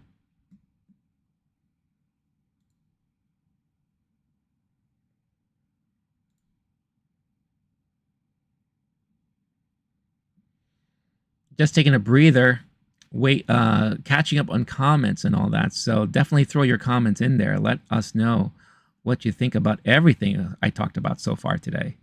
And as always, I always appreciate the conversations, and I appreciate everyone who shows up for the streams. Always very happy, always very grateful for all the support you guys have always given me. Big time, big time, big time. Also, let me know, have you guys been watching the Olympics? Because I can't seem to stop. I've just watched almost everything at this point. I can't help it. I love the Olympics. That's one of the reasons why I had to delay the stream today, because I wanted to make sure that I saw the final gymnastics day.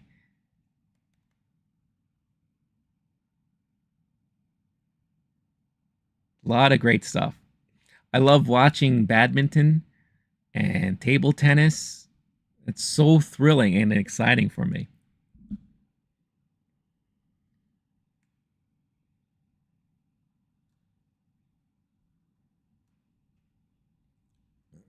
Ooh, excuse me. You blew it! Wow.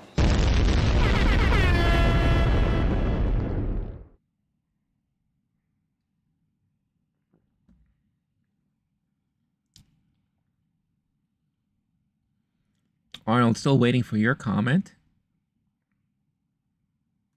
The last major topic of today, I will be talking about Batman Caped Crusader, which is a new show, new animated series that dropped on Amazon last Thursday, I think it was. I finally had a chance to watch all the episodes, and I want to give my final thoughts on this series as well. So if you have watched Batman Caped Crusader or watched any of the episodes there, let us know in the comments.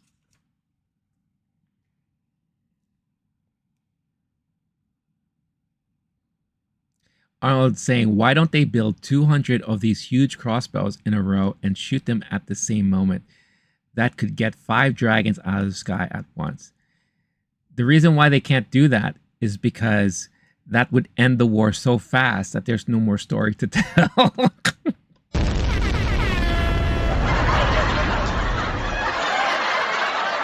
Because you would think that makes perfect sense, right? It's like, hey, if we're dealing with dragons, let's build these giant, crossbows that are supposed to kill these dragons and take them down. We saw it happening in Game of Thrones, right? And how effective they are, right? So yeah, why don't we build at least, maybe 200 is a lot. 10. Let's build 10 of them, right? The best shot they got in taking some of these dragons down. So you would think they would have thought of that, but again, You know, if that's the case, there wouldn't be much story to tell, and there won't be much dragon fighting. It would be too easy, and it would make the series a lot shorter than it is now.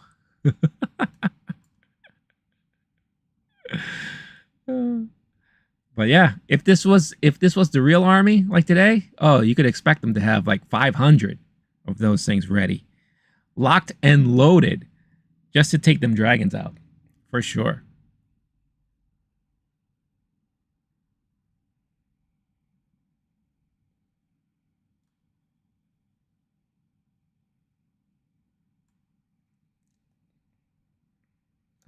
Huh?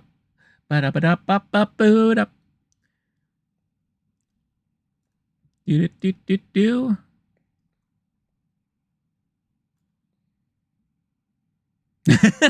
Yeah, Arnold. Yeah, the war would end, and then they all have to sit at a table and eat a bunch of cheesesteak sandwiches.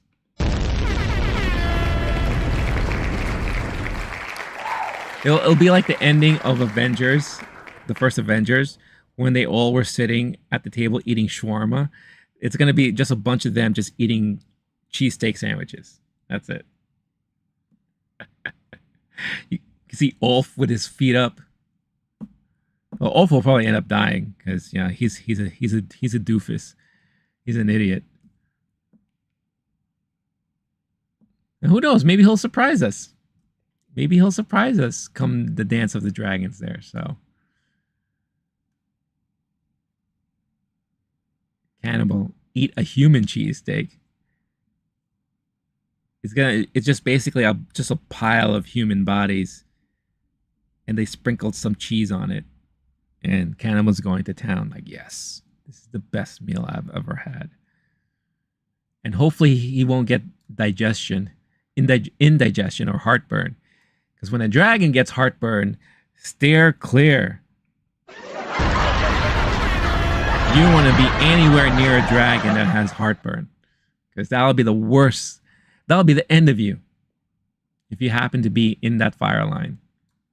So be wary of a dragon that eats cheesesteak.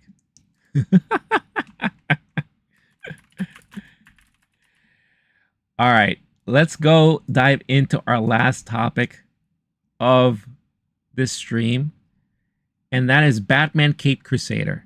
So Batman Caped Crusader is a new animated show that landed on Amazon Prime. It's funny too, because you would think a show like this would have been on Max since it's Warner Brothers, but licensing and all that stuff, it's so weird. But I was a huge fan of the 90s Batman animated series. I think still to this day, it's one of the best animated series ever during my era. And it led to such brilliant storytelling, brilliant character development, some amazing moments, well-written episodes. And when I found out that Bruce Timm was going to be heading the creation of this series, along with J.J. Abrams and Matt Reeves, I was very intrigued.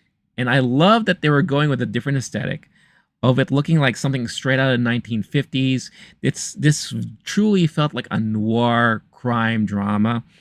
It almost, what I said, it kind of reminded me of like a Dick Tracy, like how Dick Tracy was in animated form back in the day. And they took a lot of liberties with the universe here because, again, this is to be considered more of like an Elseworlds type of universe here.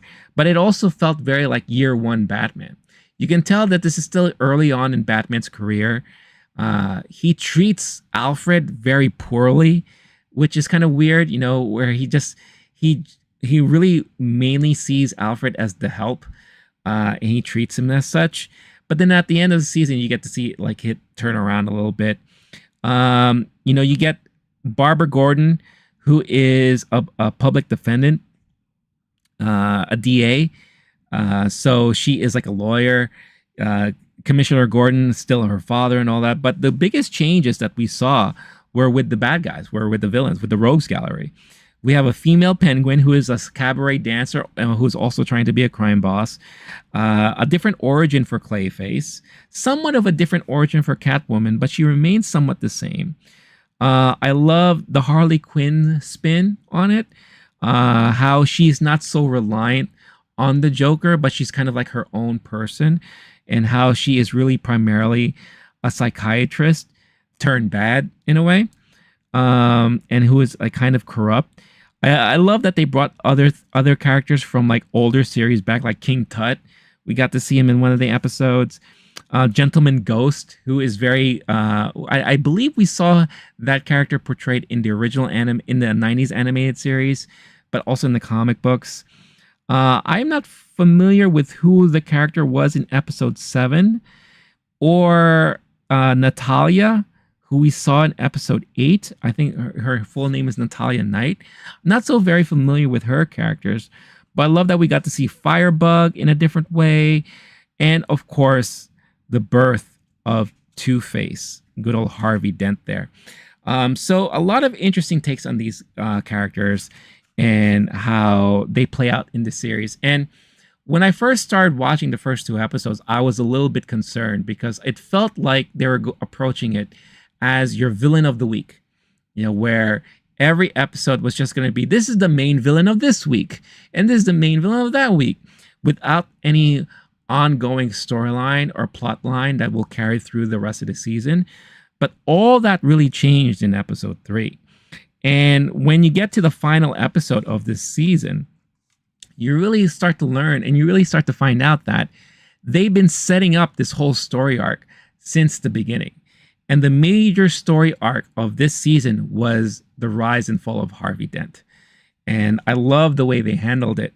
And I love the way how you saw him trying his best to campaign to be like this big public defendant, district attorney, big important part of Gotham City, and him having to have to do the bad things in order to get votes and get his way and get funding, and how it all stabbed him in the back later on. And, into him turning into the Two-Face character that we know him to turn into, and how it was a very tragic change too, how you really felt it from beginning to end. And it was so interesting how they did that. I love the progression of the characters of Barbara Gordon, of Renee Montoya, the detective that works with Commissioner Gordon, the corruption and the breakdown of the police force in Gotham City. I love how they, kind of explored all of that.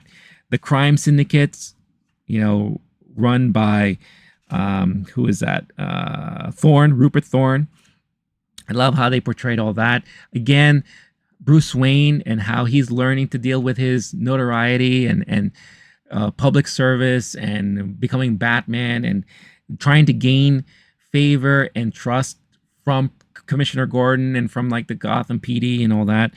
Because the episodes and the series ends still as him being like this weird vigilante that no one knows if they could still trust. There's no invention of the bat signal or anything like that.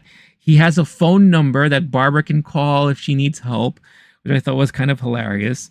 But also just the way that they took care of the animation and how it felt very noir, like a noir film that you were watching. How when certain people were driving their cars and they focus a lot of the lights on the eyes. It's just really, really interesting to see all of that stuff. So I thought the series was done really well and was treated very well. If you're okay with the changes and you're okay with the way they kind of changed your ideas and thoughts on certain villains here and there, then I think this show is very worth the watch. If anything, it was worth it because of the storytelling and the writing. The writing was so good in the show. And I think overall, I would give this 4 out of 5 stars as far as series is concerned. The animation was very well done, even though it doesn't compare to the original animated series animation. But I thought what they did here was very unique and different. And I really appreciate it for that. But I think at the end of the day, it's really all in the writing. The writing was so good in this. So much so that I highlighted some of my favorite episodes that really stood out to me the most. The first one that stood out to me was the Catwoman episode, because you got to see again instead of giving us an origin story of Batman, we got to see that through flashbacks and through the treatment and his time with Dr. Quinzel, who is the psychiatrist, that Bruce is still dealing with a lot of stuff from the past. And how when he encounters Catwoman, how they are very similar in a lot of different ways. And yeah, we've seen that portrayed in series before, in comic books before, and in the movies and all that. But I love how it meant something, and that there was like a good character development between the two, and how it was very relatable for both of them, and how they approach society and they approach life and all. You also got to see things from like Alfred's perspective, which is something that we never had a chance to do. So it was a very, very well done story. And then the episodes after that, episode 4, it was so interesting to see how Batman is seen as a freak, right? And how they had to get this task force in order to take him down. And we got to see basically a different story of Dr. Quinzel and how she became Harley Quinn, because she is trying to reform her patients in a very violent and kind of like humiliating kind of way.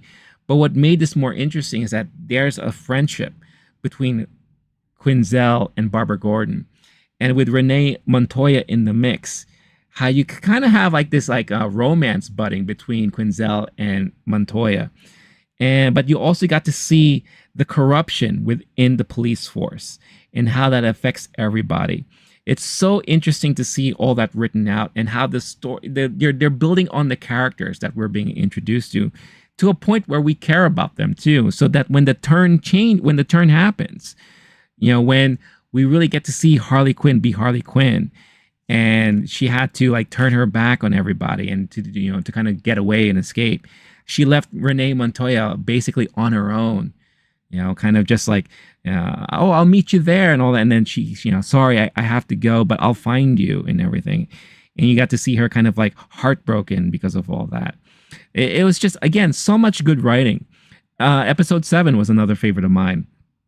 And this is the one where we get to see basically them putting a hit on Commissioner Gordon, but then it turns out that the hit was really put on Barbara Gordon because of all of her work as being a public defendant, a DA, district attorney, and how, again, the corruption and how strong the corruption was within the police force and working with the criminals to kind of like take this person out. Just so much good stuff. And I also love the character arc of Harvey Dent as a whole. So just really, really good writing. I highly recommend this series. Give it a shot. Just because you hear that, oh, the Penguin's a female, don't let that distract you from enjoying a series like this, because I think the series is just really well done. Now that I have had a chance to see it from episode 1 all the way through to the last, it's worth the watch for sure. And I can't wait for the next season. But it looks like we're going to have to wait quite a bit for that to happen. Because the creator spoke about it today, and there's an article that dropped about the length of time that we may have to wait for another season for this.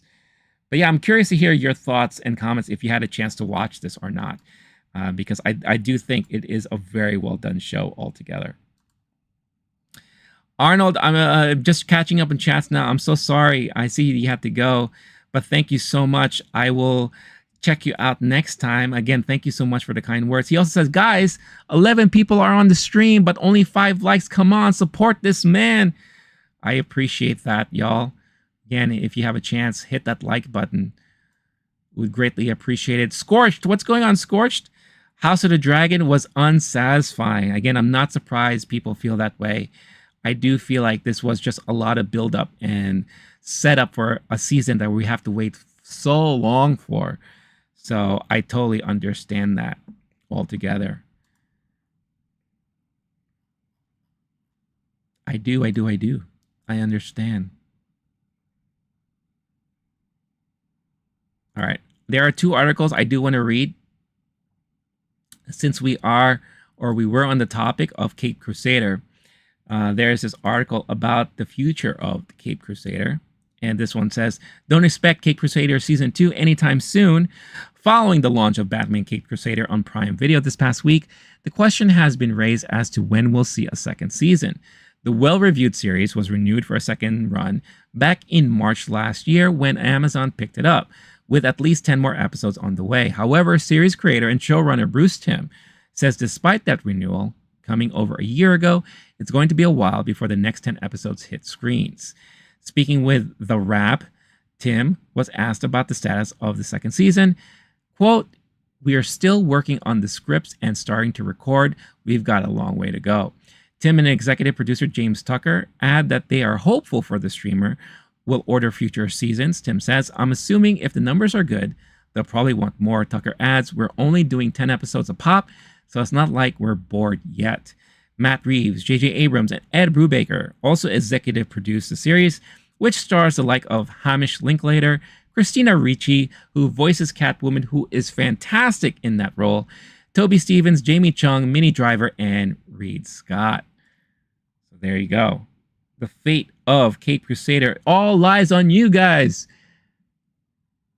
The more you watch it, the more you support it, the more they will do. So I'm curious. Do you want more of the Caped Crusader? I do. I definitely do. The last article I do want to read for today is about House of the Dragon. And this is big news for a lot of fans. So I'm sure a lot of people will be really interested in hearing this. House of the Dragon creator says show will end with season 4 and defends the mellow finale. Ryan Condal answered burning questions about the season 2 finale and says the show will likely end with season 4. "I apologize for the wait, but we're going to pull off a hell of a win with the Battle of the Gullet." The House of the Dragon co-creator and showrunner took some questions from the press on Monday, following a second season finale that had some fans feeling shortchanged.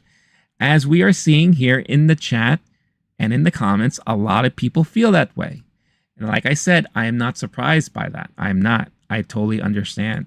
I kind of feel the same way too, even though I enjoyed the episode.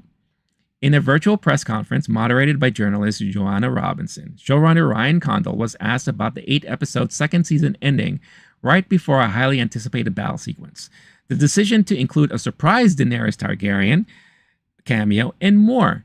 In one bit of news, Condal confirmed that the series will very likely conclude with season 4. "No, I think it's 4, he said when asked if the fantasy drama will run 5 seasons. And he noted the rest of the story's plan was mapped out after the first season. He also said season 3 will go into production early next year. In addition, the next season will likely also consist of 8 episodes. Again, one of the problems I'm seeing here is that they're trying to expand and lengthen a story that takes place all in one book. And that could hurt it or not. In the long run, I guess we will see when the future seasons come out. About the finale and the decision to push the Battle of the Gullet to season 3, Condal gave a lengthy reply, but it seemed to come down to resource management. "One of the challenges making television at any scale is nobody has infinite time and resources," he said. "When you're a showrunner, you're always in the position of having to balance storytelling and the resources that you have available to tell that story. One of the things that came into play in season 2 is, what is the final destination of the series and where are we going? It was a combination of factors that led us to rebalance the season, knowing now where we're going. We wanted to rebalance the story in such a way that we had 3 great seasons of television after season 1 to round out and tell this story. When you're trying to mount the show, which requires a tremendous amount of resources, construction, armor, costumes, visual effects, we are trying to give the Gullet, which is arguably the second most anticipated action event of fire and blood, trying to give it the time and space that it deserves." He continues, "We are building to that event that will happen very shortly in terms of the storytelling, and it should be the biggest thing to date that we've ever pulled off. We just wanted to have the time and the space to do that at a level that is going to excite and satisfy the fans in the way it's deserved. We also wanted to build some anticipation towards it. So I apologize for the wait, but with the team that we have together, we're going to pull off a hell of a win with the Battle of the Gullet. Another question about the decision to have Daemon Targaryen see a vision of Daenerys Targaryen in the finale, and why not say Jon Snow? Does this confirm Daenerys was the fabled prince that was promised, and why there are so many nods to Game of Thrones? Quote, House of the Dragon is a prequel to a famous story, one of the biggest, if not the biggest, television stories of all time. There needs to be some interconnectivity. And because so many years have passed, there are really no characters that would be alive from our time period that exists in the subsequent series. So we were always looking for this interconnectivity between the two. And the story of the Targaryen dynasty, which is the height of the Targaryen power in terms of this Shakespearean tragedy we're experiencing in the Dance of the Dragons. The dying of the dragons, we don't know how exactly the events will play out in this history. But we do know at the end, there are no dragons left in the world until they are reborn to Daenerys. The thing we are very interested in as storytellers is the ideal of how prophecy and these messianic ideals that we always see in stories like this, in Harry Potter, in Star Wars, there is a chosen one who is going to save us from everything. The Lightbringer, the prince who was promised. How those ideas are interpreted in George's world, which we all know from his storytelling that he has taken us through to date. That these things are very rarely black and white, and one thing or the other, and often can be cautionary tales for how ideas like this are interpreted by people in power. He continued to say that remember that Game of Thrones, A Song of Ice and Fire, House of the Dragon, in many ways, are warnings about the perils of power and people in power and absolute power, and the reason there are no Jon Snow was. The connectivity for us is specifically in and around the dragons. The connectedness between his family and the family to come. We know who Daenerys is watching that image, but Daemon has no idea who that is. That could be his future daughter with Rhaenyra for all he knows, right? So for that reason, I think it was important that it was Daenerys, the image. We are not trying to make any kind of specific interpretation of a prophecy that has yet to be revealed by its author. That is George's space to tell the story. Now, this article also says that for the book readers, Condell was asked whether Rhaena has assumed the character of Nettle's storyline from George R.R. Martin's Fire and Blood book. Quote, I think that's a please stay tuned and keep watching the story, he said. I will say we love Rhaena as a character, and we've really done a lot of legwork to set her up from the beginning as somebody in this Targaryen household who does not have a dragon, and we see how powerful an idea it is. We've seen how the Aemon's character, somebody that grows up in a family, even at the time of peace, when you don't have a dragon, how it changes how you're identified, even within the family, and how desperate Rhaena is for that sort of self-identification as a dragon rider, and is willing to go to fairly dangerous lengths to try and see that realized. He's alluding to Rhaena again going off into the wild lands to try to find this wild dragon, who I believe is cannibal, sheep eater, whoever you want to call it.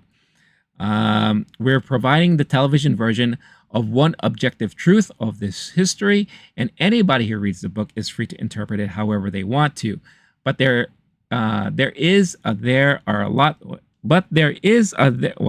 whoever wrote this is wrong.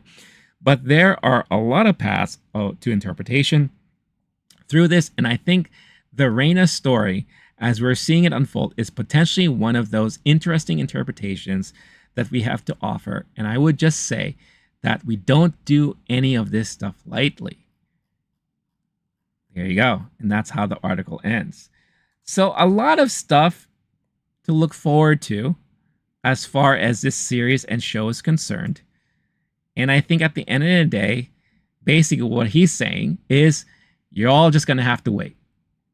Like, we understand your frustration and how this season kind of just ended and left you hanging there like the cat on a rope. Hang in there. You're just going to have to wait and see for season 3. But I also understand, too, he wants to give proper time and attention to one of the biggest battles that they're claiming coming from the book. And maybe he felt it would have been cheating if he included some of that, part of that at the end of the season. Maybe, I guess we're just going to have to wait and see till season 3. And how much trust have you built in the fan base to want to actually be patient enough to wait for that? Time will tell. But like I said, from what I've been seeing here in the chat and in the poll, a lot of people have been feeling unsatisfied with this kind of ending that we got. And I understand. I've said this over and over again throughout the stream. I understand why people feel that way. Yeah. So that is House of the Dragons. Again, as I'm seeing here in the stream, out of 10 votes on the vertical stream, 60% said they were unsatisfied with this ending. Over in the normal horizontal stream, I'm seeing, again, 67% saying no, they were not satisfied with this ending. So I get it. I get it. I totally understand it. Yeah, and like I said, there was a part of me that felt the same way too, even though I loved so many things that happened in this episode. I totally get it. And that's a long wait. You're asking the audience to wait 2 years at the very least for this next season to come out. It's a hard ask for a lot of people who mostly, not saying a lot of you guys here, I'm saying there's a lot of people in the fan base, in any fan base, who wants that instant satisfaction. They want that instant gratification. And they're not getting it right now. So they're just going to have to wait. They're going to have to be patient just for a little bit longer before they get some of the biggest media stuff from the book. So there we go. And I'm willing to wait. We'll see what happens.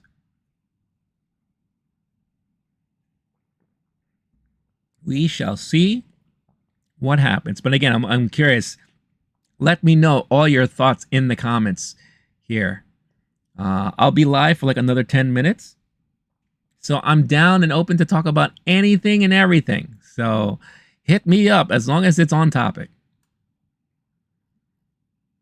And in like 5 minutes before this, I leave for today, I'll close out the polls and then we'll see what the final tallies are overall for everything. Yeah, we will do that. And I will quickly look to see, because I don't have my phone on me, if any interesting headlines have come out worthy to talk about. And again, I'm open. If you guys want to bring up any kind of topics, let me know. Always happy to talk about anything, as long as it's pop culture, movie, TV related. I always have to put that out there, if you know what I mean. Also, let me know how you all doing. It's Monday.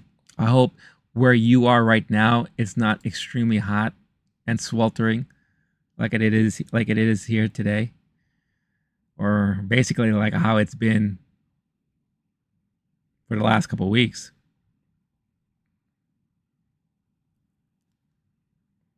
Oh, this is interesting. Okay.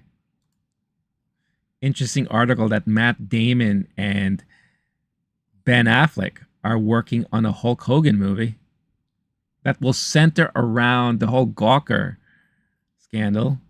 That's fascinating.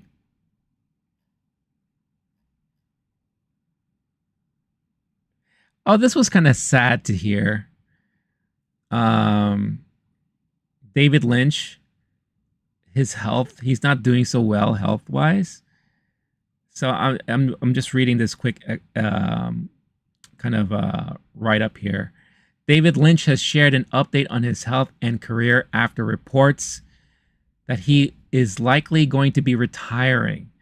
I am filled with happiness and I will never retire. I want you all to know that I really appreciate your concern. This is because I believe, hold on, let's see. can't leave his house right now because he has respiratory problems. So he has to direct remotely now, which is very sad. Here, we'll read this right now. And this is one of our primary directors in movies right now. Been for some time. Director David Lynch gives health update, can no longer leave the house. The Blue Velvet director says he's now housebound with emphysema, but will never retire, according to him.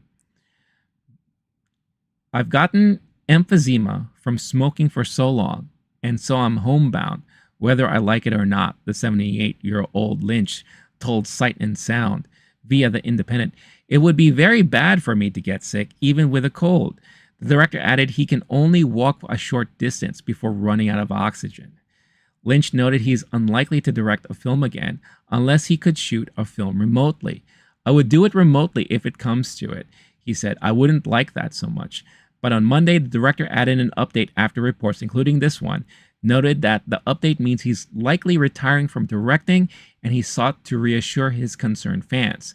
Quote, ladies and gentlemen, yes, I have emphysema from my many years of smoking. I have to say that I enjoyed smoking very much, and I do love tobacco. The smell of it, lighting cigarettes on fire, smoking them, but there is a price to pay for this enjoyment, and the price for me is emphysema. I have now quit smoking for over 2 years. Recently, I had many tests, and the good news is that I am in excellent shape except for emphysema. I am filled with happiness, and I will never retire. I want you all to know that I really appreciate your concern. Wow.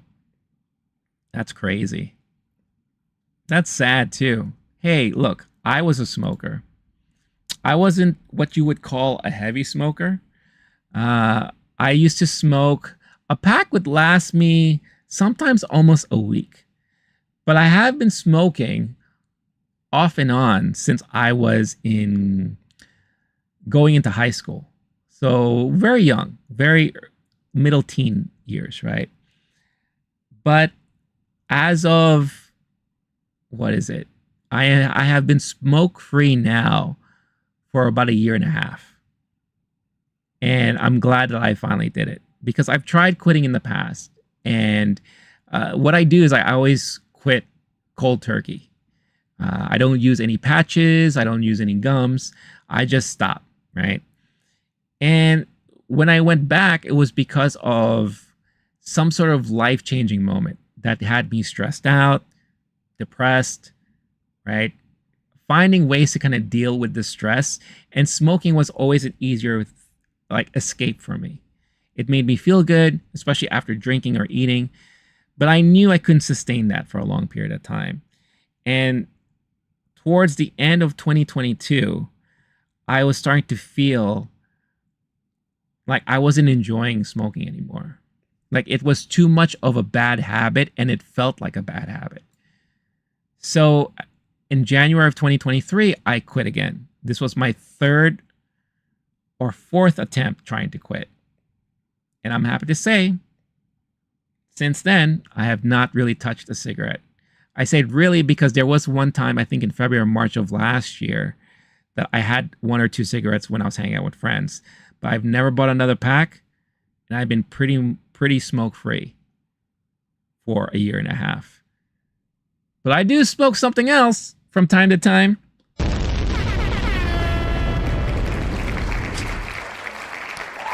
And it's pretty good. I enjoy it. I will say I do enjoy it. But yeah, but it's sad news about David Lynch. Again, one of the best directors out there. So to hear him suffering health-wise, that's really sad to hear. So, all right, let's see. Let's see if anything else stands up here. Stands out, I should say. As far as news is concerned, let's see. Oh, that's good to know. Until Dawn movie is filming.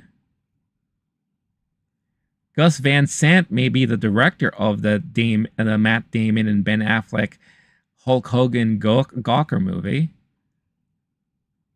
Huh, interesting.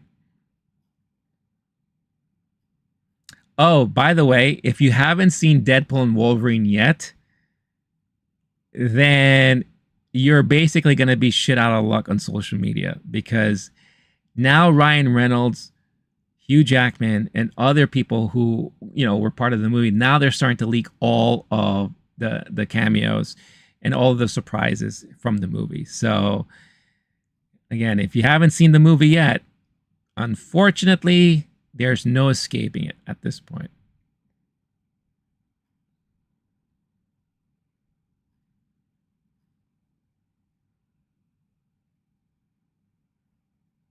Let's see, I'm just looking at other headlines, if there's anything worth talking about.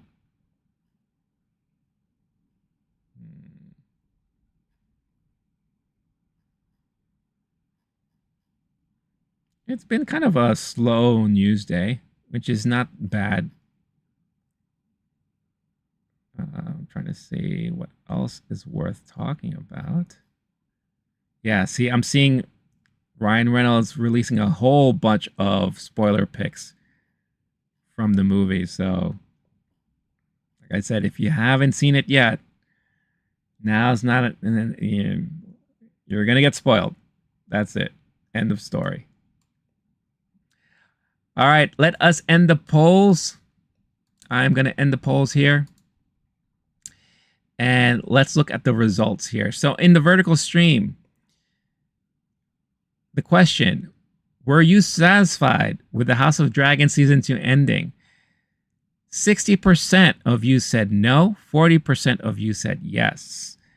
Over in the horizontal stream, we have, hasn't refreshed yet, but a very similar outcome too, I will say.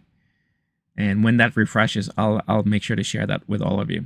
So I'm going to be closing up shop now. I'm getting ready to do so. So again, if you have anything you'd like to say, comment, ask, leave it in the comments now and I'll address it. Also, again, reminder, don't forget, hit that like button. Would greatly appreciate it to anyone watching the stream right now. It would make us very happy here. Always appreciate all of your support every time. The next time I'll be back live is Friday. On Friday, I'll be talking about the new Borderlands movie and Cuckoo, another new horror thriller movie, I guess, with Dan Stevens in it. So I'll be watching those movies on Thursday, and I'll be sharing my thoughts on it on Friday. And moving forward, the Wednesday streams may happen from time to time. If there isn't any major show that is released during the middle of the week, then the Wednesday streams are going to be wild cards. Some weeks I may have it, other weeks I may not. So best way to know if I'll have a Wednesday stream is to make sure that you're subscribed to the channel and check out my posts. I always update everyone through posts. I post almost on a daily basis. So I always love to communicate with everybody and share, little things that I've seen during the week, pictures. Every Tuesday, I run a trivia question for everyone to participate in. And I let people know what the latest movies are streaming on premium on demand, video on demand, to start your weekends off nicely, so that if you're looking for something new to watch, at least you know what is newly available every week. And on top of that, I always have my reviews and all. So definitely stay tuned for all of that stuff and subscribe if that all sounds very interesting to you. So, and again, I cannot be thankful enough for all of the support that I've been given, for a while now. Breaking 10,000 subscribers was major for me. And I was just very pleasantly surprised and pleased by that. And stay tuned. Again, I will be having a stream that will celebrate the 10,000 subscriber mark. I'll be having that within the next couple of weeks. So stay tuned to the channel for that announcement. And it'll be a nice 12-hour stream to enjoy with all of you guys. So stay tuned for that. Woo-hoo!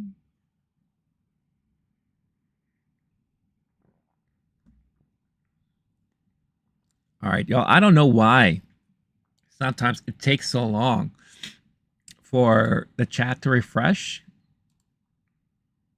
Oh, here we go. Oh, that's weird. All right. So, yeah. So, like I said, Similar results from the horizontal poll. 66% said no, they were not satisfied with House of the Dragon Season 2 ending. 33% said yes. So there you go. Again, I am not surprised by any of these results. And I totally understand you. I feel all of you. I do. There was a part of me that felt the same way. The minute it was cut to black, I was just like, whoa, that's it? That's all we got? So I get it. I totally get it. We'll just have to be patient for season 3.